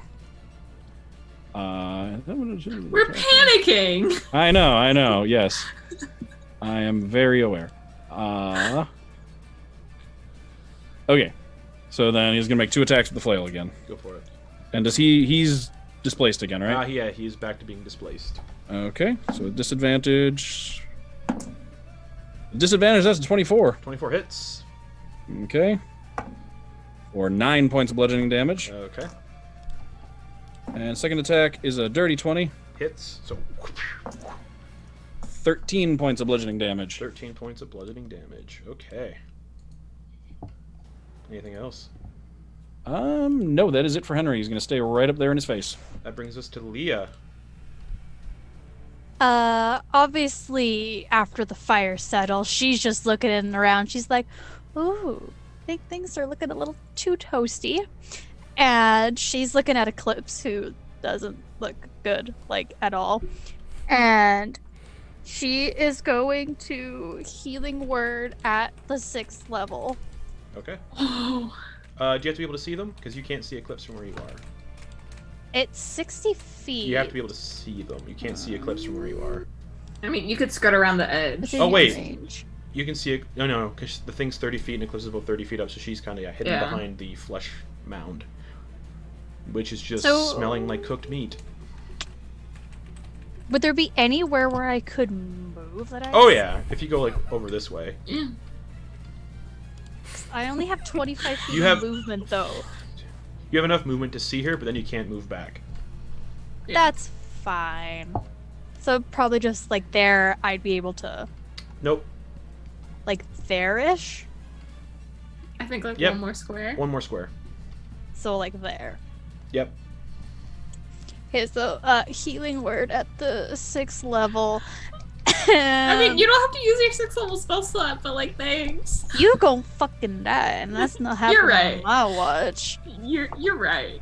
So, Right, you're right. When you're right, you're right. Yeah. You know, I'm just floating up here with 8 hit points. That's fine.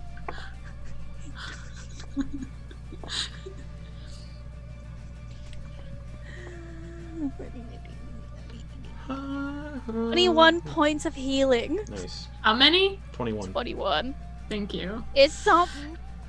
Oh, thank you. I'm not in single digits. Anything else, Leah? Use that wisely. And what's my bonus?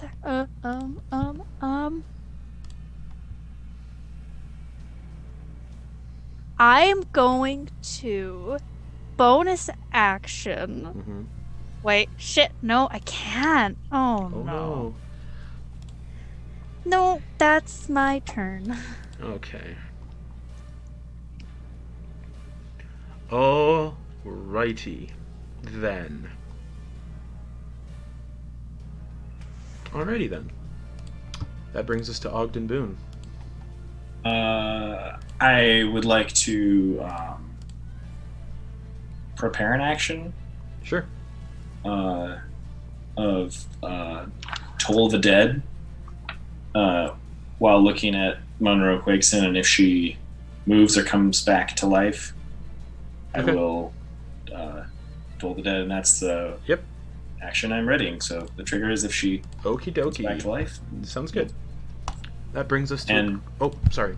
Sorry, I was gonna just go to movement Okay. and see, because that fireball is not my favorite. Oh shoot! I guess yeah. The corners are your This- best bet. The corners are the best bet. Yeah. I mean, even so, you can still that fireball Yeah. cleared out touched the whole room. So there's a door to the Yep. to our left Yes. as we came in. Yep. All and to the north and to the east, and they're all red hot and glowing and closed. Red hot, glowing, and closed. And you're, Okay. And you're currently holding your action to do Toll the Dead. Oh yeah, I'm gonna go about take a few steps towards the door, but still Okay. keep an eye on Monroe Sure. Quakeson. Eclipse. Mm-hmm. It's your turn. All right. I'm currently hiding Mhm. behind the physical manifestation of my soul. And I just said that out loud. Mhm. Gross. Yeah, it's all burnt and crispy. Mhm. But man, it smells so good. No, I'm kidding. So My I'm soul smells like hiding. burgers. As while you're hiding, Velokash is gonna pipe up a little bit and say, "Your mother wasn't hiding when I went after her. Oh, fuck you. Is it nice hiding and dishonoring her memory?" Oh, with that information. So Well, I've you been you a- heard she died of an illness, but he's telling you Yeah. something different. I've been a fucking target since I was 6, Mhm. at least. From this asshole. That's it. This fucking asshole's going down. I'm hiding so I get advantage on my next attack. Yes, because he's no longer Yes? displaced. Yes, he's no longer displaced. Okay, sweet. I'm just like zooming at him, shortest Just route possible. Flying Yeah. right at him like a bullet. Yeah, just shouting, I want my soul back, you son of a bitch! Okay. Advantage, 16 plus 10, plus 9. 25. Sneak attack. So it hits as you fly towards him and just stab him in the chest. Yeah. Piercing, that's 4 plus 9 piercing plus sneak attack. Wait. Yeah. 8, 10, 13, 19. 19 damage? Yeah. Okay. Yeah, you fly up to him, he's looking real bad, and you just stab into him, and blood just oozes, he coughs up blood oozes out of the wound, and he's still alive. And he's just like, now that's better. Could I use an unarmed, could I use a claw attack as a bonus action? Sure. Alright. Bonus action claws. That's a natural 20 on a fucking D4 attack. Alright, roll damage and multiply it. And then add the modifier at the end. Well, it's a +0, so. Oh, okay. So it's a fucking 2. I rolled a 1 on it. So 2 damage? Okay. So you just claw him in the face when he just starts talking shit. Just, and he's like, yes, get aggressive. And then fancy footwork. Run away! Back to where I was. Okay. I'm going to kill you just like I did your mother, Eclipse. Isn't it funny how I've played a part in the downfall of your entire family? It's the worst decision you ever made. And that'll bring us to Monroe Quakeson, who almost fucking rolled a nat 20 on her death save, but that's she rolled an 8. And it looks like there's like a red glow starting to form under her body. Not big, but like a little crack kind of forms in the ground under her body, and there's like red light coming out of it. Bringing us to Ash. You said he's not looking great, right? He's not. All right. Ash is gonna. Ooh, is Ash being a dumb boy? Is Ash gonna be a dumb boy? Oh, by the way, start of your turn. You take 6 fire damage. Oh, that's right. You said it's an action to. Correct, to pat out the flames. Pat out the flames. Yeah, I'll say this: if the flames reduce you to 0 hit points, it's not going to be a good time. Yeah, Ash is gonna pat himself out. Ash is gonna pat himself out. Yeah. And the flames are you're no longer being burned alive. Okay, I don't think I have anything to do with the bonus action, so that's what I've got. Baxter. Oh, well, this is neat. If he goes up to here, can you tell what's going on? Nope. There's like a little red crack under the ground now where she's laying. Interesting. What's she looking like? That she's unconscious and making death saves. And she's undead, but she's making death saves as an undead. Yeah, with Baxter's knowledge of the undead, does he get any other info? No. Nope. All right, he's gonna grapple her then. Okay. I believe she just automatically fails. So you're grappling her. Yeah, so she can't move anywhere. Okay. And that's the end of turn. Alrighty, that brings us to Velokash. Realizing he's losing the fight, he might do that. Pull out another fucking fireball just. Fuck. Oh, I don't know. I got a lot of fun stuff he could do. But. And my counterspell is useless. Mm-hmm. Fuck. Fuckity. Fuck. Fuck.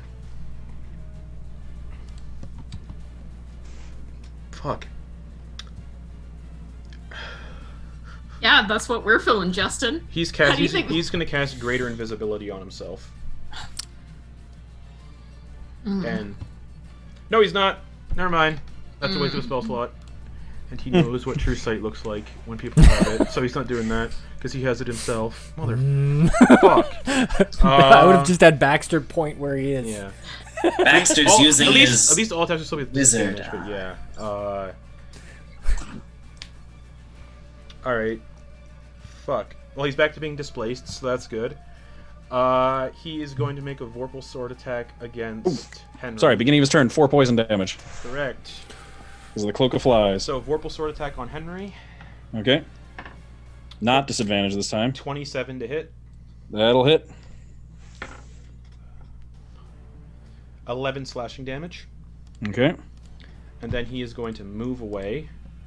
And Henry will fly. take his Yep, he's going to fly attack of towards... opportunity. Yep, he's going to fly towards Eclipse. Does he... Wait, is he going to pass Ash? No, he's going to stay within Ash's reach. Oh, well, no, does he enter Ash's reach? Because Ash kept him out of his reach. No, because he's flying up a little bit to get above the... Well, because Eclipse is in Ash's reach, so where he ends up is going to have to be... He's going to be 5 feet above Eclipse.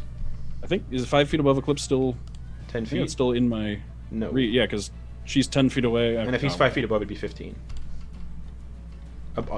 If he's 5 feet above Eclipse, he's 15 feet away from you, because he's 10 feet and then 5 feet up. So 15 feet. Hypotenuse is at least 10 okay, feet. okay. Yeah. But yeah, Henry can make an attack of opportunity. Okay. 20... Oh, wait, disadvantage, Disadvantage because of Cloak of Displacement. right? Still 23. Hits, so he flies, whack. For 10 points of bludgeoning damage. Fuck. He's looking real bad. He gets up to Eclipse, and he is going to Vorpal Sword Eclipse. Mm-hmm. Don't do that, Justin. Don't do it. Fuck! 29 to hit. I mean, yeah, that hits. Oh, so close. Justin's like, give me that head. 11 slashing damage. Alright. I'm gonna uncanny dodge to make that Sure. 5 or 6. His final attack, then, is he's going to use that gauntlet again because it recharged. And he is going to throw the fire at the Flesh Mound. And it can't make a dex save, so it automatically takes 10d6 fire damage. However much damage it takes, Ash is going to reduce it by 15 with an ancestor. Okay, so With a reaction. can you reduce damage from a... It's not a creature. Is it not? Nope. Let me check the wording, I guess. Oh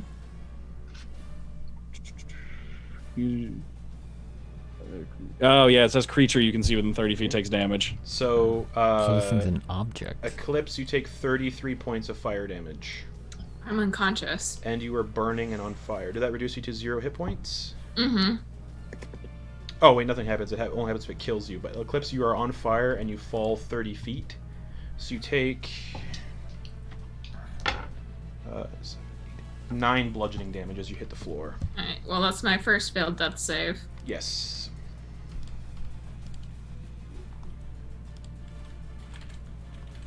And unconscious. And then he... If I come back to consciousness, can I still fly? Yeah, because the spell Yes. is. I think. Great. Henry is keeping the spell. and then when he gets there, he still has a decent amount of fly speed left because of that gauntlet, so he's going to fly up 60 feet into the darkness and disappear. And only those with true sight can see where he is. So Baxter Can Henry, because of the is it magical darkness? It is magical darkness, so only Baxter and Henry can see where Velokash went. He went 60 feet up though. Yeah. So he's currently 90 feet up in the air. And that'll bring us to Henry. Okay. Henry is going to fly. Can Henry fly 60 feet up? And because diagonals don't count, like when you're moving, diagonal doesn't count as extra movement, right? Correct.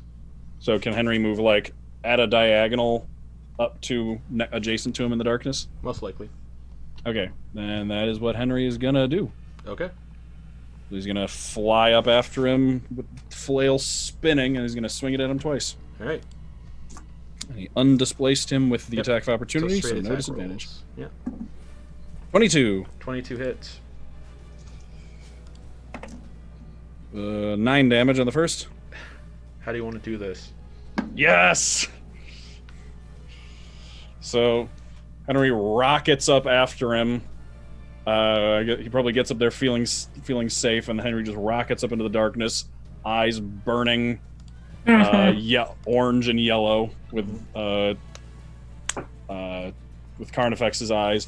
And he's gonna swing the flail, but he's gonna intentionally kind of miss, so the chain wraps around his neck. Okay. And he's gonna pull him in close. So he's basically got his feet up on his chest and pull him in face to face.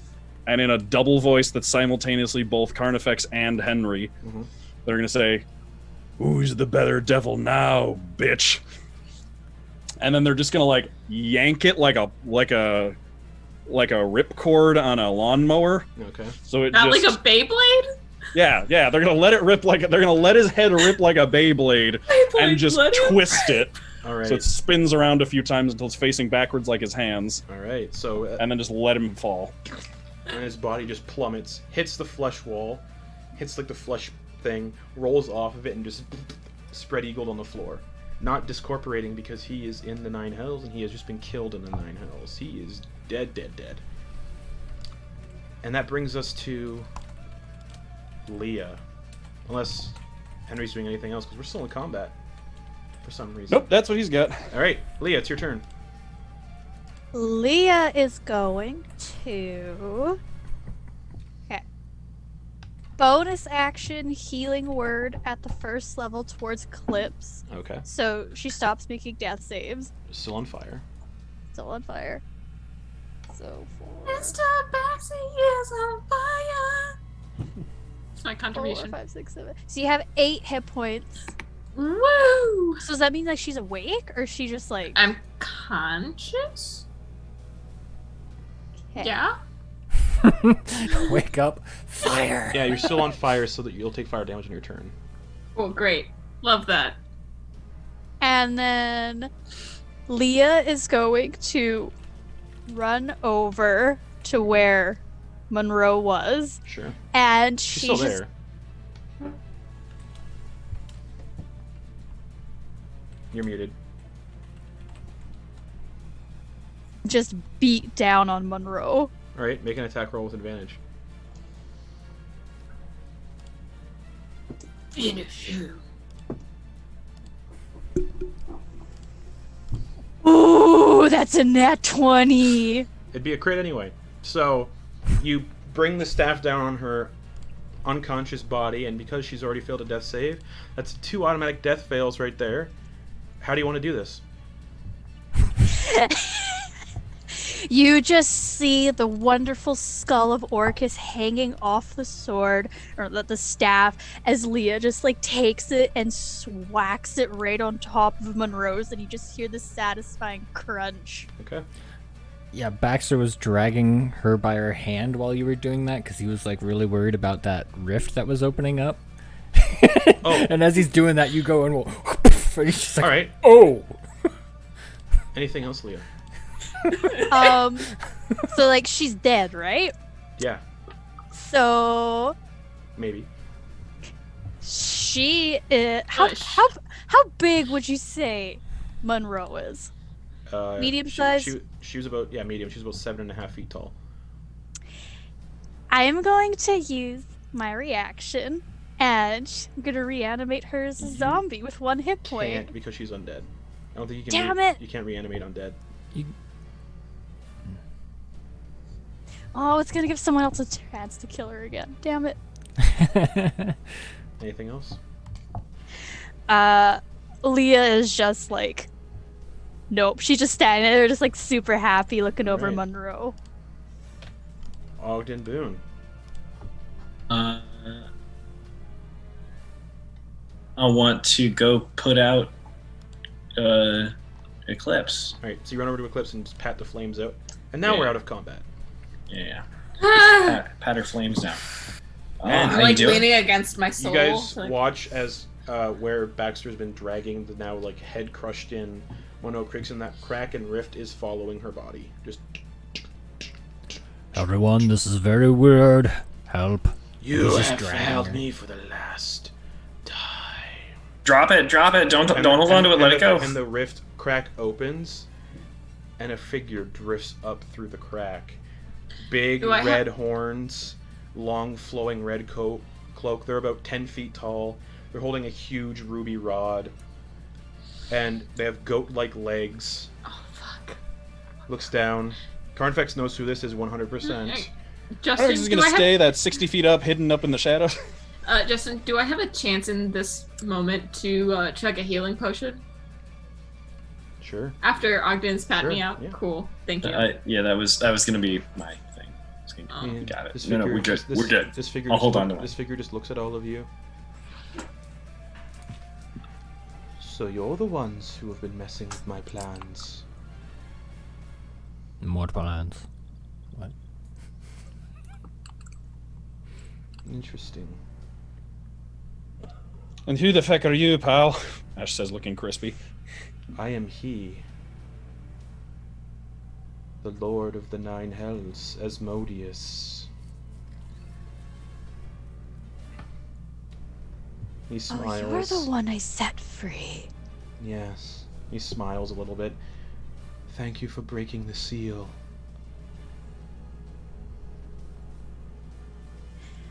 And he That snaps might his be fingers. a little bit of misplaced thanks. Oh, he's not talking to you. He's talking to somebody. He's talking to the person who just killed Velokash, Henry.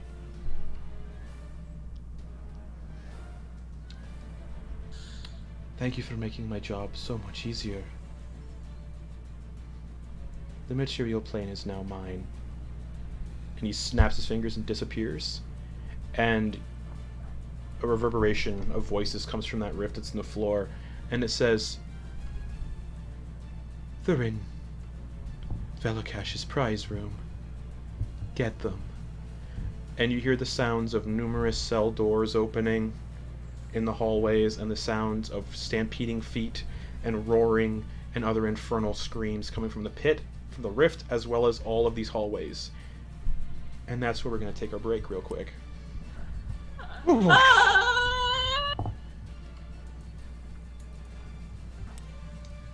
And when he oh shit! And when he disappears, Monroe's body goes with him. Oh. And that's where we're gonna take our break. So, we'll be back here in a few minutes, everyone. See you soon. And please donate, please, please, please, if you can.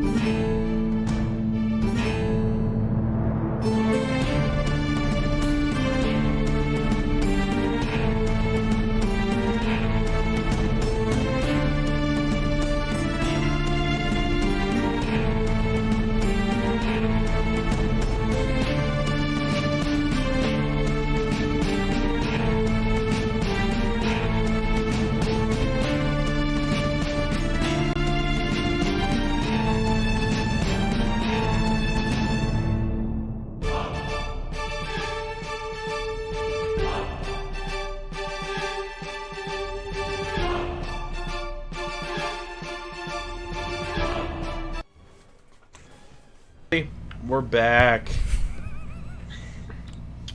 So, you can hear the sounds of just an army of fiends rushing in towards this room in all directions. The rift in the floor, there's voices coming from the rift. Velokash's body lying with his head completely turned around nearby.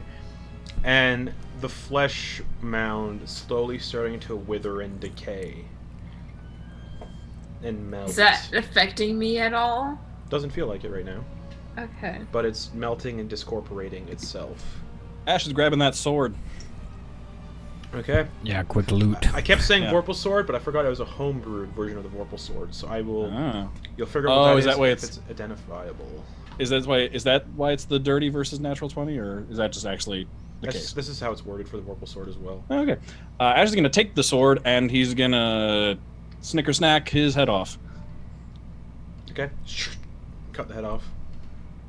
And then he's going to grab the cloak, too. He's not going to necessarily take it, but he actually probably shouldn't, because he's all attunement to doubt, but he's going to grab that for somebody. Okay. And the gauntlet also comes loose. And when it comes loose, Velokash does not have a left arm below the elbow. And it's not inside the gauntlet either. I'm gonna grab my dagger. Okay. I'm out of his back. And the sounds, like, they're getting louder and louder of, like, the approaching fiends just... Alright, did everyone get what they needed? I think so. Is this? I assume this was part of you that we were trying to get to, and now it'll be fine if we leave it. As I start stepping towards the door. Can I try to figure out what's gonna happen with this thing next? You'll have no... Or if I'm even there's still connected to it? You can't tell. And there's really no way to tell what's happening to it. It just looks like it's melting.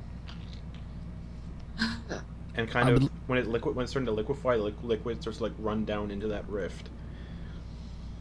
I would like to use my action to get a spell slot back with Rod of the Pact Keeper. Okay. Okay. In a moment of hesitation, I'm just gonna say, leave it, we can't take it with us.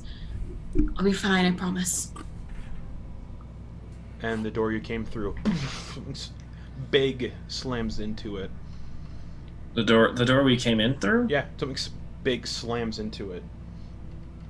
Come out and play, little ones. I know you're hiding.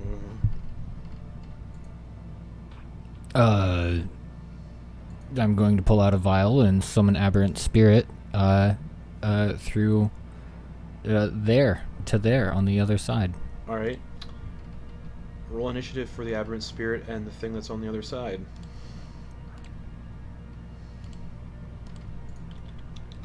Ooh, 23. All right, because one of Asmodeus's generals has just showed up. That should buy us a little bit of time, but not much. Okay. We need to get out of here quickly. Yeah, we need to grab Joseph too. And Joseph's through that door. Yep.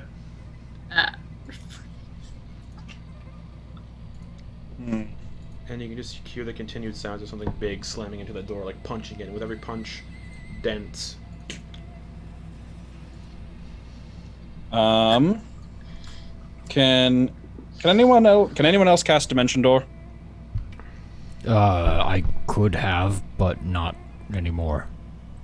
All right.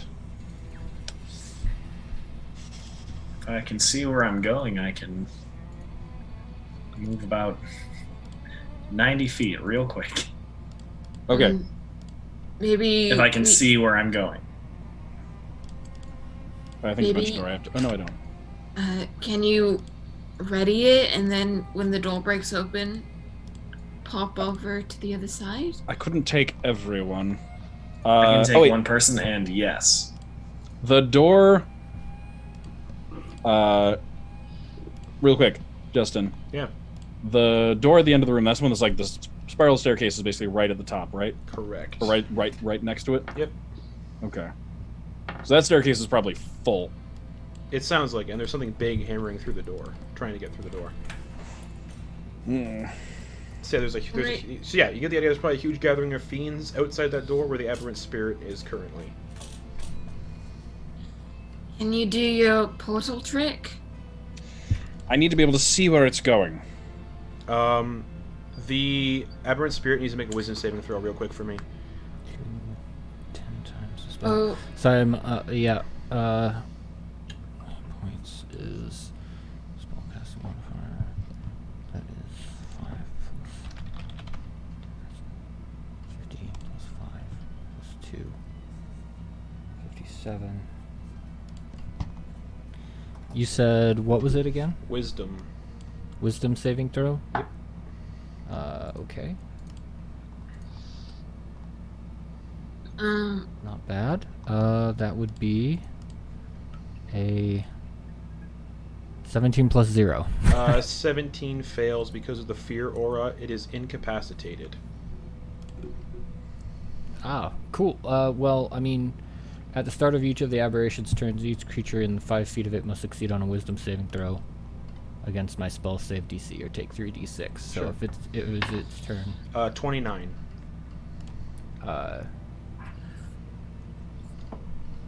Oh yeah, that's fine. Okay. So this thing's gonna attack the door real quick. 4 times. Okay. The door bends off the hinges. And through the other side you see a pit fiend. Oh dear. It's gonna take some time for it to get through the doorway, but yeah. Can we see anything behind the pit fiend? The aberrant spirit, and a bunch of other fiends that have come to get rid of the intruders. What if... Can you cast... Do you have any spell slots left, Henry? I have 1. You guys have seconds before they come spilling into the room.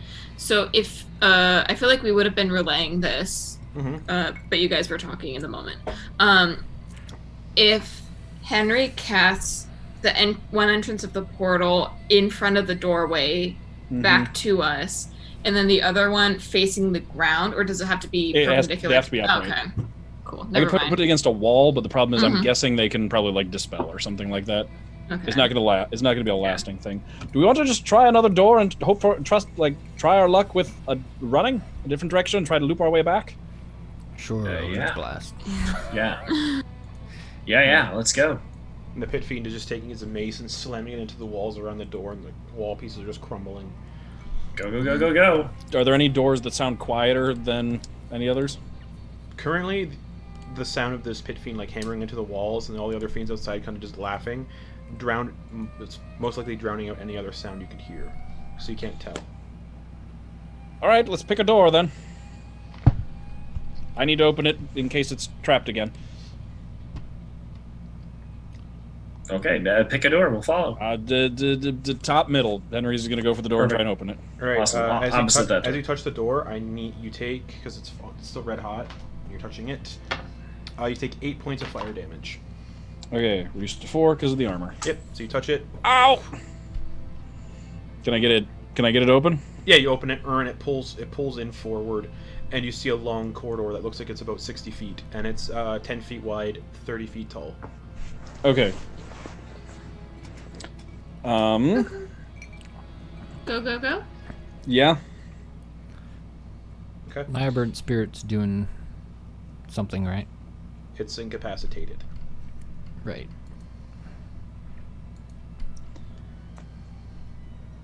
All right. Great. Yeah, everybody get through. Everybody get through. Yeah. So everybody's getting through, Yeah. right? Yeah. Henry's gonna let everyone else go before him. He's gonna hang back. All right. I was gonna do the same thing. What were you? I just want to let Henry. Henry's- What are you doing? I could potentially trap them all in a hallway and allow. If we can get them all into the hallway, I could trap them, and then we could hop past them, and then run down the stairs. Fiends are Okay. starting to spill into the room. Great. I was gonna cast a wall of ice. Okay. So. That works too. Let's just go. Okay. All right. So you guys run off. Great. Wall of ice. Yeah. Sure. Okay. Yes. The Pit Fiend is going to cast Wall of Fire on the Wall of Ice. Great. And you guys start sprinting down this corridor. Glowing red hot as well. The floors and walls are still all... Everyone in this prison, the walls and floors are glowing red hot. So you guys keep sprinting.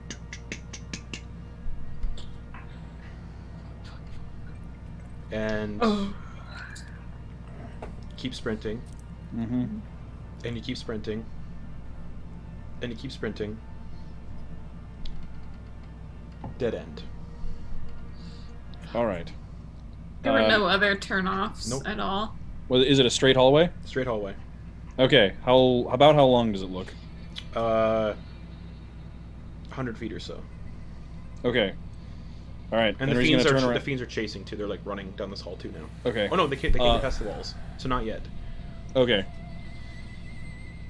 All right. I have a potential idea to get behind them. If there's less than 100 feet worth of devils behind us, we can get past them and run back downstairs. That's all I've got. It sounds good. It's better than what I've got.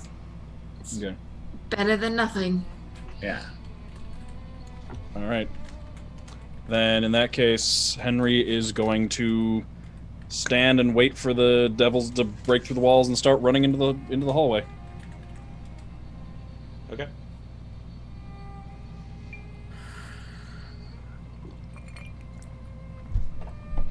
You just hear sounds of them trying to smash through it. The Pit Fiend's doing most of the damage from what you can tell. But they're probably not going to break through it anytime soon. Okay. If anyone has any smart plans in the meantime, this may take them a while. I don't know, Baxter, what do you think? And he's just gonna pull out Baxter. the back. Yeah. Yeah, he's pulling out Baxter's head. Oh. And he's just casting that.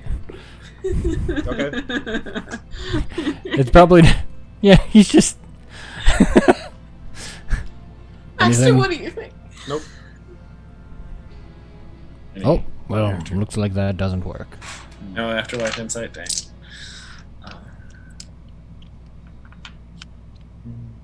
I have nothing. I also have tapped. nothing. Yes. Yeah, I don't exactly have lots of options here either. I suppose, these being devils, we could probably just say, hey, you know, our bad. I've got a soul, who wants it? I've been around for a while. They usually think older souls are better, juicier, whatever the hell they think. You guys hear the sound of the wall of ice shatter. Yeah, did it sound, from Carnifex's point of view, did it sound like Asmodeus gave them orders to kill us? It said go get them. They're in the prison. Okay. That was I don't know if they're gonna be able to bargain out of this. That was a direct order from Asmodeus. Alright, well. Okay, well, let's try and let's do what we can. Let's go with the plan you had, and alright. Let's go get Joseph and get out of here. If we get him, we can just get out of here. So, coming down the tunnel. Okay. Henry's you gonna... see Fiends and the Pit Fiend leading the charge. Yeah, Henry's gonna hold his action with Arcane Gate. Okay. Could I throw down some ball bearings in the hallway to kind of slow the first few down and kind of get them packed together? It's a 10-foot wide hall anyway. I have 949 ball bearings. Sure, you throw down a bunch of ball bearings. Alright. In an attempt to at least saves. Dex saves, difficult terrain, Right. slow them down. So the Pit Fiend's running. You can see he goes, and he just starts flying. Oh, fuck you. Yeah, 30 foot high ceiling. He goes up 30 feet. The Fiend's behind him, however, they're slipping on ball bearings and having some issues, but the Pit Fiend is not impeded by these ball bearings. Okay. Hey, Ooh. Sorry. I have special eyes. Do I see any secrets? Because secret doors exist to me. Nope. All right. Oh, okay. So based on what's happening, yeah. So they're coming. Okay. Do I see a back to the crowd? Can I see the end to it, the opening to the hallway on the other side? A little bit. Okay. Henry's gonna let them filter into the hallway with us as much as possible. Let them get as close as he can. Okay. And then he's gonna cast Arcane Gate, one directly in front of us. Okay. And then the other one out back in the room, pretty much like back in the room, like with the pointed at the staircase. And they're gonna be pointed outwards, so we can just run through this one and then pop out at the staircase. Okay. So he's gonna do that, and he's gonna just. How tall is the door? 10 feet. The pit 10 feet wide, 10 Pit 10 foot circle. Pitfing can fly just over it. Right. I shoot him. We're just gonna Roll initiative then. So we Oh. keep Well, track of this. I was gonna do it like so we had enough time so I could just like throw it up and just run Okay, through cool. I'll allow that then. Like, Yeah. Sure. without letting him get to us. Yeah. Is everybody running then with Ash? Or with Yes. Right. I'm gonna stay here if I can chill. Okay. So I'll just take on a pit fee myself. Yeah, No spell what? slots. okay. I'm sure I can make a So you guys are sprinting towards the portal. This thing has a fly speed of 60 feet, so it's I manifest it like at my face basically. Yeah. Okay. And so it's flying towards you guys, Mm-hmm. full 60 feet of speed, and clear this entire tunnel very quickly. Mhm. You all run through and get through onto the other side. Okay. Once we're on the other side, You see an aberrant Bonus ac- spirit standing in the doorway, incapacitated. once we're on the other side, I take a bonus action and have both portals rotate 180. Okay. So they can't follow us. So that the portal we exited out of is now blocking off the Okay. doorway to the stairs, the Okay. one that the pit fiend bashed open. Okay. What's up?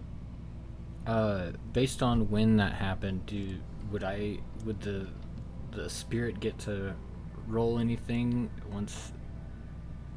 I mean, how many rounds have happened since then? No is idea. there a save? Give me a or save. no? Give me another wisdom saving throw. Okay. I mean, that probably won't work, but yeah, we'll just give it a shot. Because I rolled 17 last time and that didn't work. I'd have to get a natural 20 and it wasn't, so. No, fail. Still incapacitated. Cool. But you guys are now standing in the doorway with the spiral staircase. Oh no, let's move. Getting We're Joseph. moving. Yeah, no, yep. Yeah, we're moving to Sitting Joseph there. as fast as possible. All right. You guys start running down the staircase, and you get back into that corridor where all the demons were in prisons, and all those cell doors are open. And standing in the hallway is a lone Bulgura, about 20 feet away, staring you all down. Just So, Justin. Yeah. I want to make it very clear that I, Baxter, am keeping an eye out for any secret doors or anything while I've I got understand this completely. true sight. You don't see any. Okay. Once we get up to the Barl Gorilla, that's a demon, right? It's a demon. All the imps that are on the ceiling are gone. Okay. What is it? I mean, yeah. Carnifex would like to speak to the Barl Gorilla. Okay. Yeah, you just say a B letter and then just kind of gargle. That's how you pronounce this word. Bald gorilla. Okay. Morlocks. Yeah, exactly. He's gonna look right at the bar and then say, "Hey, you know there's like a ton of devils up in that hallway, right? If you wanted to really stick it to them, they're all trapped in there. You could just go up those stairs and get a cage match to just kill as many as you like." You smell like devil too. Yeah, I've been sitting in the buildings filled with them. You smell like devil too if you've been here this long. Persuasion check. All right. Help action? Nice. No one spoke up, so. Persuasion, you said? Yep. 23. And it races towards you all, and leaps over and goes up the staircase. Well, that went rather well. Let's go. Must keep moving. All right. You guys Just keep swimming. keep sprinting down the hall, getting back to the trophy room where all the heads are on the wall, and they're all decaying rapidly. Ugh. Was Baxter's head decaying as he pulled it out of the bag? Yes. Ooh. We'll cast gentle repose. Okay. On your own head. But yeah, all the Yeah. heads are rotting, and the corpses that are in that other room are also rotting at a faster rate now too. Gross. Oh, poor Joseph. He's hiding in that corpse room. Mm-hmm. Oh, poor boy. Well, he's in a hole, So and he That's doesn't. He true. can't smell it. Yeah. you guys are in the trophy room now. I'm moving straight through to the door. I don't want to tarry in there. To where we left Personally. Joseph. Yeah. Okay. Not stopping. The portable hole's still there, covered by bodies. Start digging it out and pull Joseph. Joseph, you still in there? Yeah, is everything okay? Yep. Everybody we're grab running. hands. Let's do GTFO. Oh, okay. And he lifts his hands up so he can be lifted out. Yep. Yep. I'll Okay. Fold up the hole. Where's... Everyone, this is as good a place as any, right? We don't have any other business here? No, I don't think so. Or did we still, since we're still here, are we trying to escape to somewhere? Baxter's gonna message the. Oh no, he can't cast message because it would be broadcast to everybody else. No, it's here. Yeah. Do we have to In go the see her? plane. Do you think your friend can hide us? And do we want to stay here to go to other parts You of it? guys Because are- we yeah, still well, have business. that the Cambion you guys are with, he plane shifted away because of the book. Yeah. He didn't want his location being known. So He's not here anymore. Oh, yeah. you remember he left his imp. He told his imp to sentry outside the way you guys came in. And that's where I was gonna message, but I remembered that. Yep. If you do any of that stuff, All it's telepathic heard. communication is heard by all archdevils in the Nine Hells. Was there anything else we needed to do in hell? I think weren't there like artifacts we needed to find? Or are we just going to come back and do that later? We should do that later. We need to recover. Yeah, sure. Where are we heading? Feywild. Back to the ship? Asmodeus said that the material plane has been conquered. He doesn't say We need conquered. to- He said thank you. For basically, it's mine now. Yeah. Yeah, so is here, but like material plane we can do something about that. I think we only got a one-way ticket. Wherever we end up, we're stuck there. And need I remind you, last time you went to the Feywild, you were gone for 2 years. You're with us this time. Yeah, but the material plane where he's going to be doing his conquering isn't. That's true. Ogden, it's your spell. It's your choice. No. This is Feywild. Okay. Everyone, we need this faster.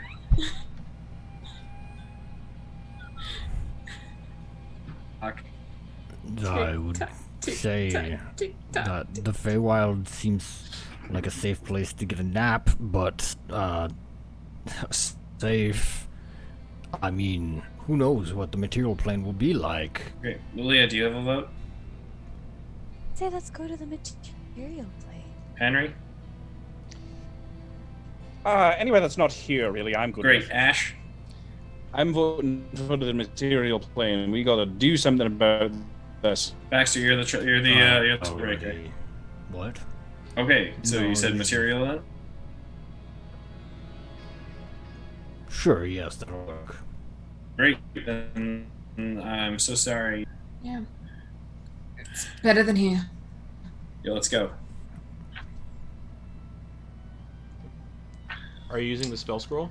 Baxter will lean over to Eclipse and be like, "You yeah. did hear me say, Feywild elf." No, I didn't. I heard you say it's a good place to take a nap. No, he's No. talking to Eclipse. Yes. All right. Well, sorry. And he was better than here. So, And he's gonna step away. you're casting plane shift with the spell scroll, correct? Yes, I am. So for it to succeed, you need to roll a d20 and add your spell modifier. The DC is a 17 for it to succeed. Otherwise, the spell scroll just... Portent. I got you. I know. Okay. I appreciate it. Okay. I thought I saw your hand doing this. Yeah, and I was like, I was thinking no, and I got it. Oh, thank you. I appreciate it. Yes, I'm just going to use a portent with that, and Okay. you said it like I do, and just have it succeed because the last portent I have is 18. Okay. You unfurl the spell scroll, and you guys see Ogden Boon starting to disappear. You all need to link hands with Ogden Boon to go with Yeah, him. come. Yeah, Okay. I mean, yeah. Like grab the And shoulder. I definitely said everybody We'll grab go through hands the earlier, minutia too. of doing that. Yeah. But it's all good. Hold on. Yeah. It will be 7 willing creatures, so that's Ogden, Baxter, Henry, Ash, Leah, Eclipse, Joseph. That's exactly 7. mm-hmm. And you guys plane shift onto the material plane. What location on the material plane? The snow minnow. Ogden's the one who gets to decide. Yeah. Throwing that suggestion out there. Snowman. Yeah, that's where we were last time. And Okay. we'll check in and see if... Because you put the circle on it so we can... You do that, right? plane shift onto the snow minnow, still inside the cave. It has not been long enough to get it seaworthy. It's been like 4 hours. You all appear on the deck of the ship, and when you appear, there's immediately silence. You do not see monkfish anywhere. And you hear someone say, "Well, this is unexpected." Where's the source of the voice? Who is that? Directly behind you. Oh, turn around. Who are you? You see a familiar-looking Dampier individual, Kelwyn. So, Oh, hey there, Kelwyn. could anyone let me know why I am alive? Well, that's a funny story. No. You lost your head. Okay, but I remember being dead. Yeah. Do you remember making any sorts of deals? Not myself, personally. Who did then? I didn't make a deal. I did not make a deal. I said that I just pointed out to the air that you might be someone willing to make a deal for your life. But I wasn't. I didn't make a deal. So, I didn't make a deal either. Did I? Carnifex, did I make a deal? Kelwyn is technically undead, yes? Dampiers aren't undead. They're just, never mind. they're humanoid children of a human and a vampire. Okay. Maybe it was because we killed Velokash? When did you do that? Just now. 30 seconds ago.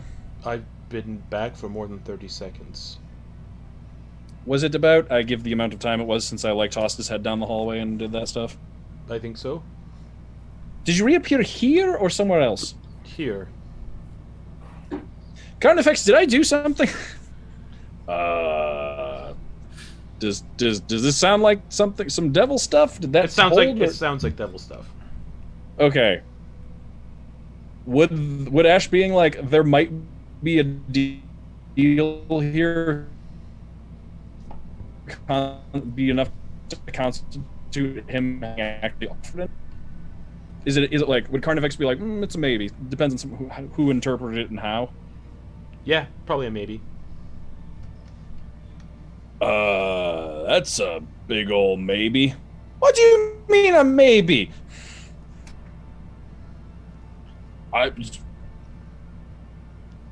Maybe. I don't remember either. It was a 10. I mean, it was a pretty big dungeon, not a little tent. Alright. Eclipse. Hey, I just killed the person who owned half of my soul. Yeah, you're having a pretty good time right now. Yeah, so I'm sorry if I'm just trying to lighten the mood, okay? Well, we're very glad to have you back. The scroll used and it's gone now? Yes. Is that what Mm-hmm. It's gone. Okay, cool. Thank you. Perfect. Sorry to interrupt. It's all good. The storm's knocking out my internet anyway, so it's all good. Mm-hmm. Rip. Oh. Can I... Did you hear me? Yeah.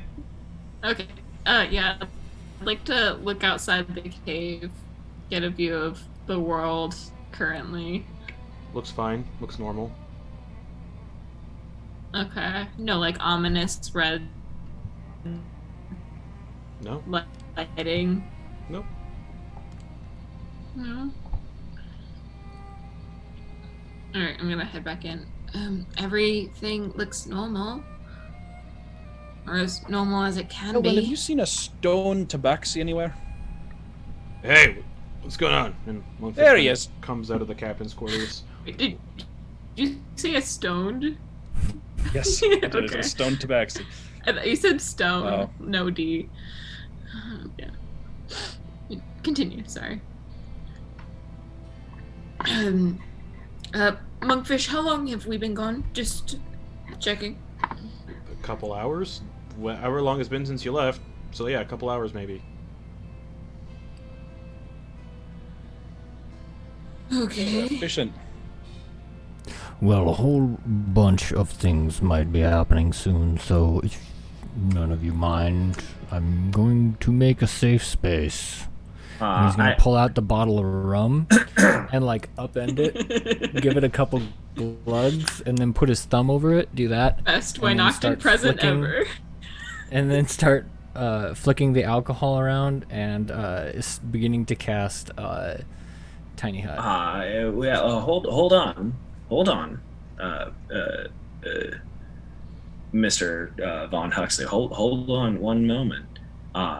We're not doing a ton of good here, and might I suggest a new location, a library that we have. So we have this space here that we can transport to. We have an overrun mansion, and we have a great library. Those are the 3 places we can teleport right now. We can. Mm-hmm. One of you has that ability? We've carved the runes. Do you have the spells? I may have misunderstood how it works. You have the spell teleportation circle, right? I think so, yeah, I'm pretty sure. You have the spell slot? I spell slots, but... These distinction. slots?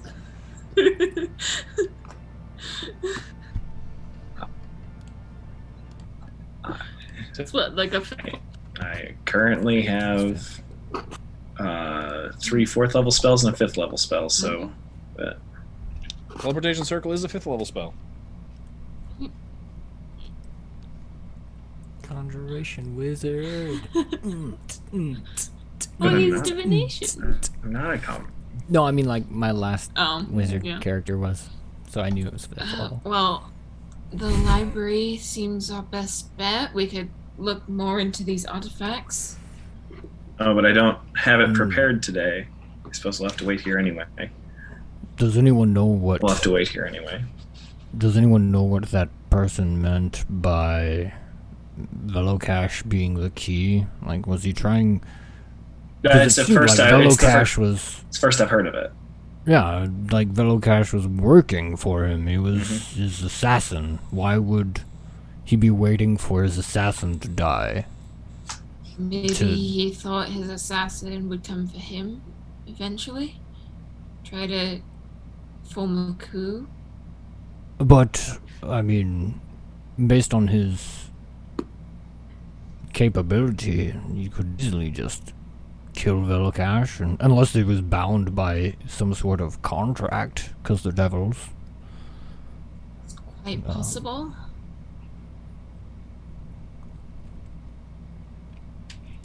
Either way, I mean, it's worrisome that things could be that odd. I agree. Meanwhile, he's still casting that, but looking at Ogden is like, "There's this. What are we doing here, sir? Mr. Ogden, Mr. Boon?" Yeah, I can't do teleportation circle today anyway. It's not prepared, so yeah, we're stuck here. But I don't know if it's been enough time for us to. Not enough time. Time has passed for us to take an 8-hour rest. I'm just talking about making a safe space. We don't have to rest. Just sit, just hang out. Yeah. Yeah. Take a short rest. Who knows what will happen, and this dome can save us from just about anything. It's true. Yeah. As you're all sitting in here, you all hear a really loud peal of thunder outside. I fucking knew it. The thunder's, you call on the thunder, you get the thunder. And a bolt of lightning hits the cave, and some of the rocks on the ceiling kind of dislodge and come crashing down onto the ship. Not enough to damage anything, but just... It's gonna do like the reflexive cover the head and the back of the neck. Yeah. Kelvin's like, Do you see what I mean? Fuck. And this is what I'm talking about. Safe space, let's go. Yeah, Baxter maybe continue with that spell. Who's this I guy? guess maybe run outside and see the sky. Okay, that's what you're doing, Ogden? Mm-hmm. See. So it takes like 10 minutes to get out of the cave, so you're like... Lord. Yeah, it's a it's a you guys long are deep walk. way in. So after about 10 minutes, Ogden, you get to the mouth of the cave and you look out, and the sky is completely blood red, and there is a jagged tear in the sky, and hundreds of fiends are flying down through it, and that diagonal, like pentagonal bladed chain fortress is coming through the rift again, and aiming. Should have fucking gone to the Feywild. Turning towards the cave that you're currently all hiding in, and Ogden, you watch as 3 flaming rocks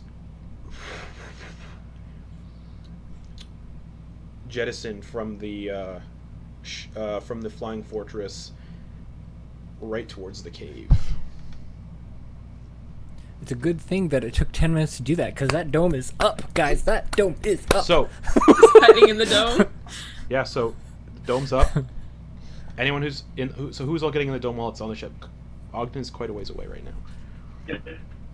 Definitely get Okay. in that dome. All right, so everyone's in the dome then. Kelwin's in there, Monkfish is in there. Ogden, yeah, you're at the mouth of the cave. You see these 3 meteors, because there's a meteor swarm that's being cast, essentially, rocketing towards the area of the cave. Just. I am going to, knowing that the tiny hut is being cast, I am going to cast. Where are you? Thunderstep back towards it to get 90 feet back. It's not close enough. Oh no, I know. Yeah, just letting you know. I'm aware. You still have some. I know. It's faster than I can run. 90 feet Yeah, I know. every 6 seconds is faster than Yep. 30 feet every So 6 you're- seconds. Peal of thunder. Peal of thunder. Peal of thunder. Yeah, Ogden's so thunderstepping. I'm doing that 4 times, so Yeah. 90 plus your 24 move speed. seconds. Yep. So you So you just get to the tiny hut, 360 just outside of the tiny hut. Yeah. Just as where you were standing before at the mouth of the cave, those 3 meteors slam into it.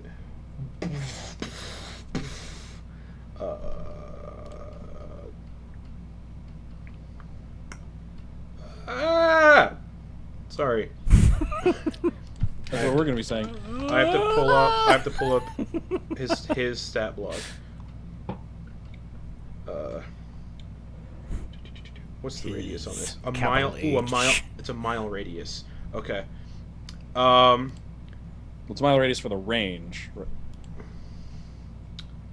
The rocks themselves are like a 40-foot Yeah. radius. So Ogden is. We'll see the damage based on that. So Ogden, you're outside the tiny hut. You hear the 3 meteors impact the cave. There's a huge collapse. The cave is starting to like cave in all around.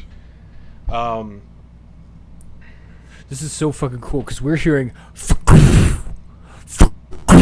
of Ogden, like, from, like, it's getting closer and gradually closer. getting closer and closer. And then the sound Ogden of is just yeah. like...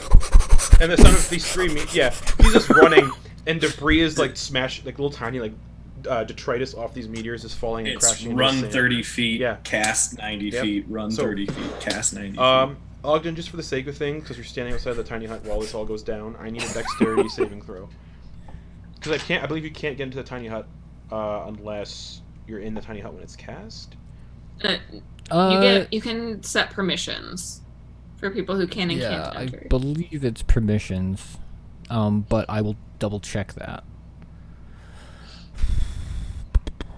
Well, either way, as this is all still happening, I just need a dexterity saving throw to avoid ceiling rubble right now.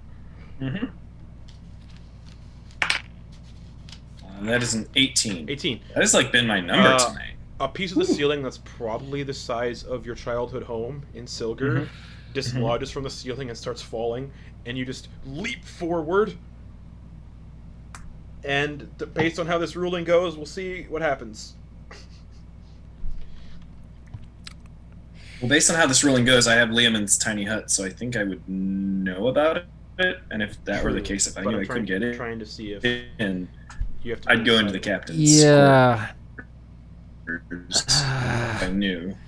Objects within the dome when you cast a spell can move through it freely. All other creatures and objects are barred from passing through Barred it. from passing physically through it? Yep. So It just says barred from passing through it. So Ogden can't get in. And I imagine it means magically as well. Stopping because teleportation is a it very means tiny hat, specific effect, though, like forbiddance and stuff. Spells Ogden still and can't get in. Yeah, Spells so and then other- if I knew that, because I cast it. So you dive over the tiny hut with your running. No, I would just go straight for the captain's quarters. Yes, the captain's quarters is behind the tiny hut. Okay. So with that dexterity save, you leap over the tiny hut, do like a really cool somersault into the captain's quarters to avoid the rubble. Well, wait. Would teleportation be able to get him in? No. Okay. And as the rest of the ceiling caves in, that's where we're going to end the session for the week, I think. Because I don't have anything else prepped. So the encounter went quicker than I thought it would, so... Yeah. We should have gone to the Feywild. That's where we're going to end the week. Can I just real quick? I want to highlight a moment that I think did not get nearly enough hype. That I think was just really cool, because there's that just tense moment at the end of the Nine Hells there, where we're like all crowded there in like the sewer, and we're like, we gotta go. Ogden, teleport us home, and Ogden like pulls out the scroll, and we're like, oh no, there's a failure chance, and we're all like panicking and freaking out, being like, he might fail, he might not, he might like mess this up. There's a chance that this might not work. And we're all panicking. I'm just imagining Ogden just like slowly unfurling the scroll and looking over at us, just giving us the calmest, most knowing smile. Because like, what are you talking about? I saw this morning. Yeah, no, it works out fine. I knew this would work. I do feel like there is like a...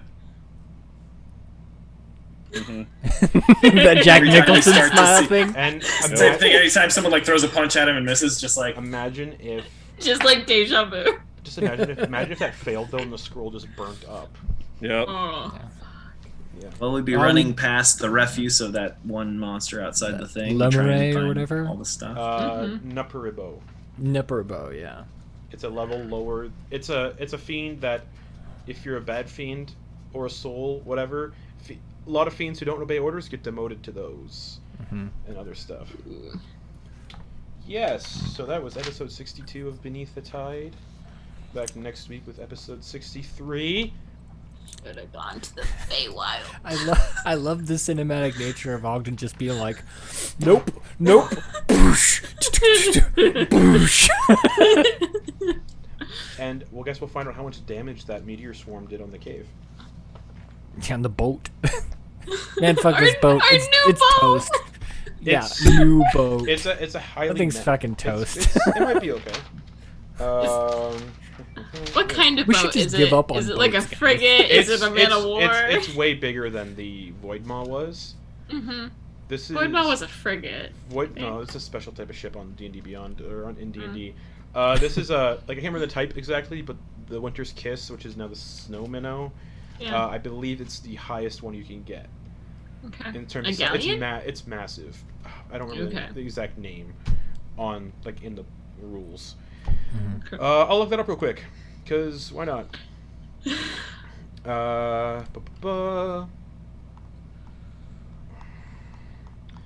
It is the Voidmaw was a galley. No, the Voidmaw was not a galley.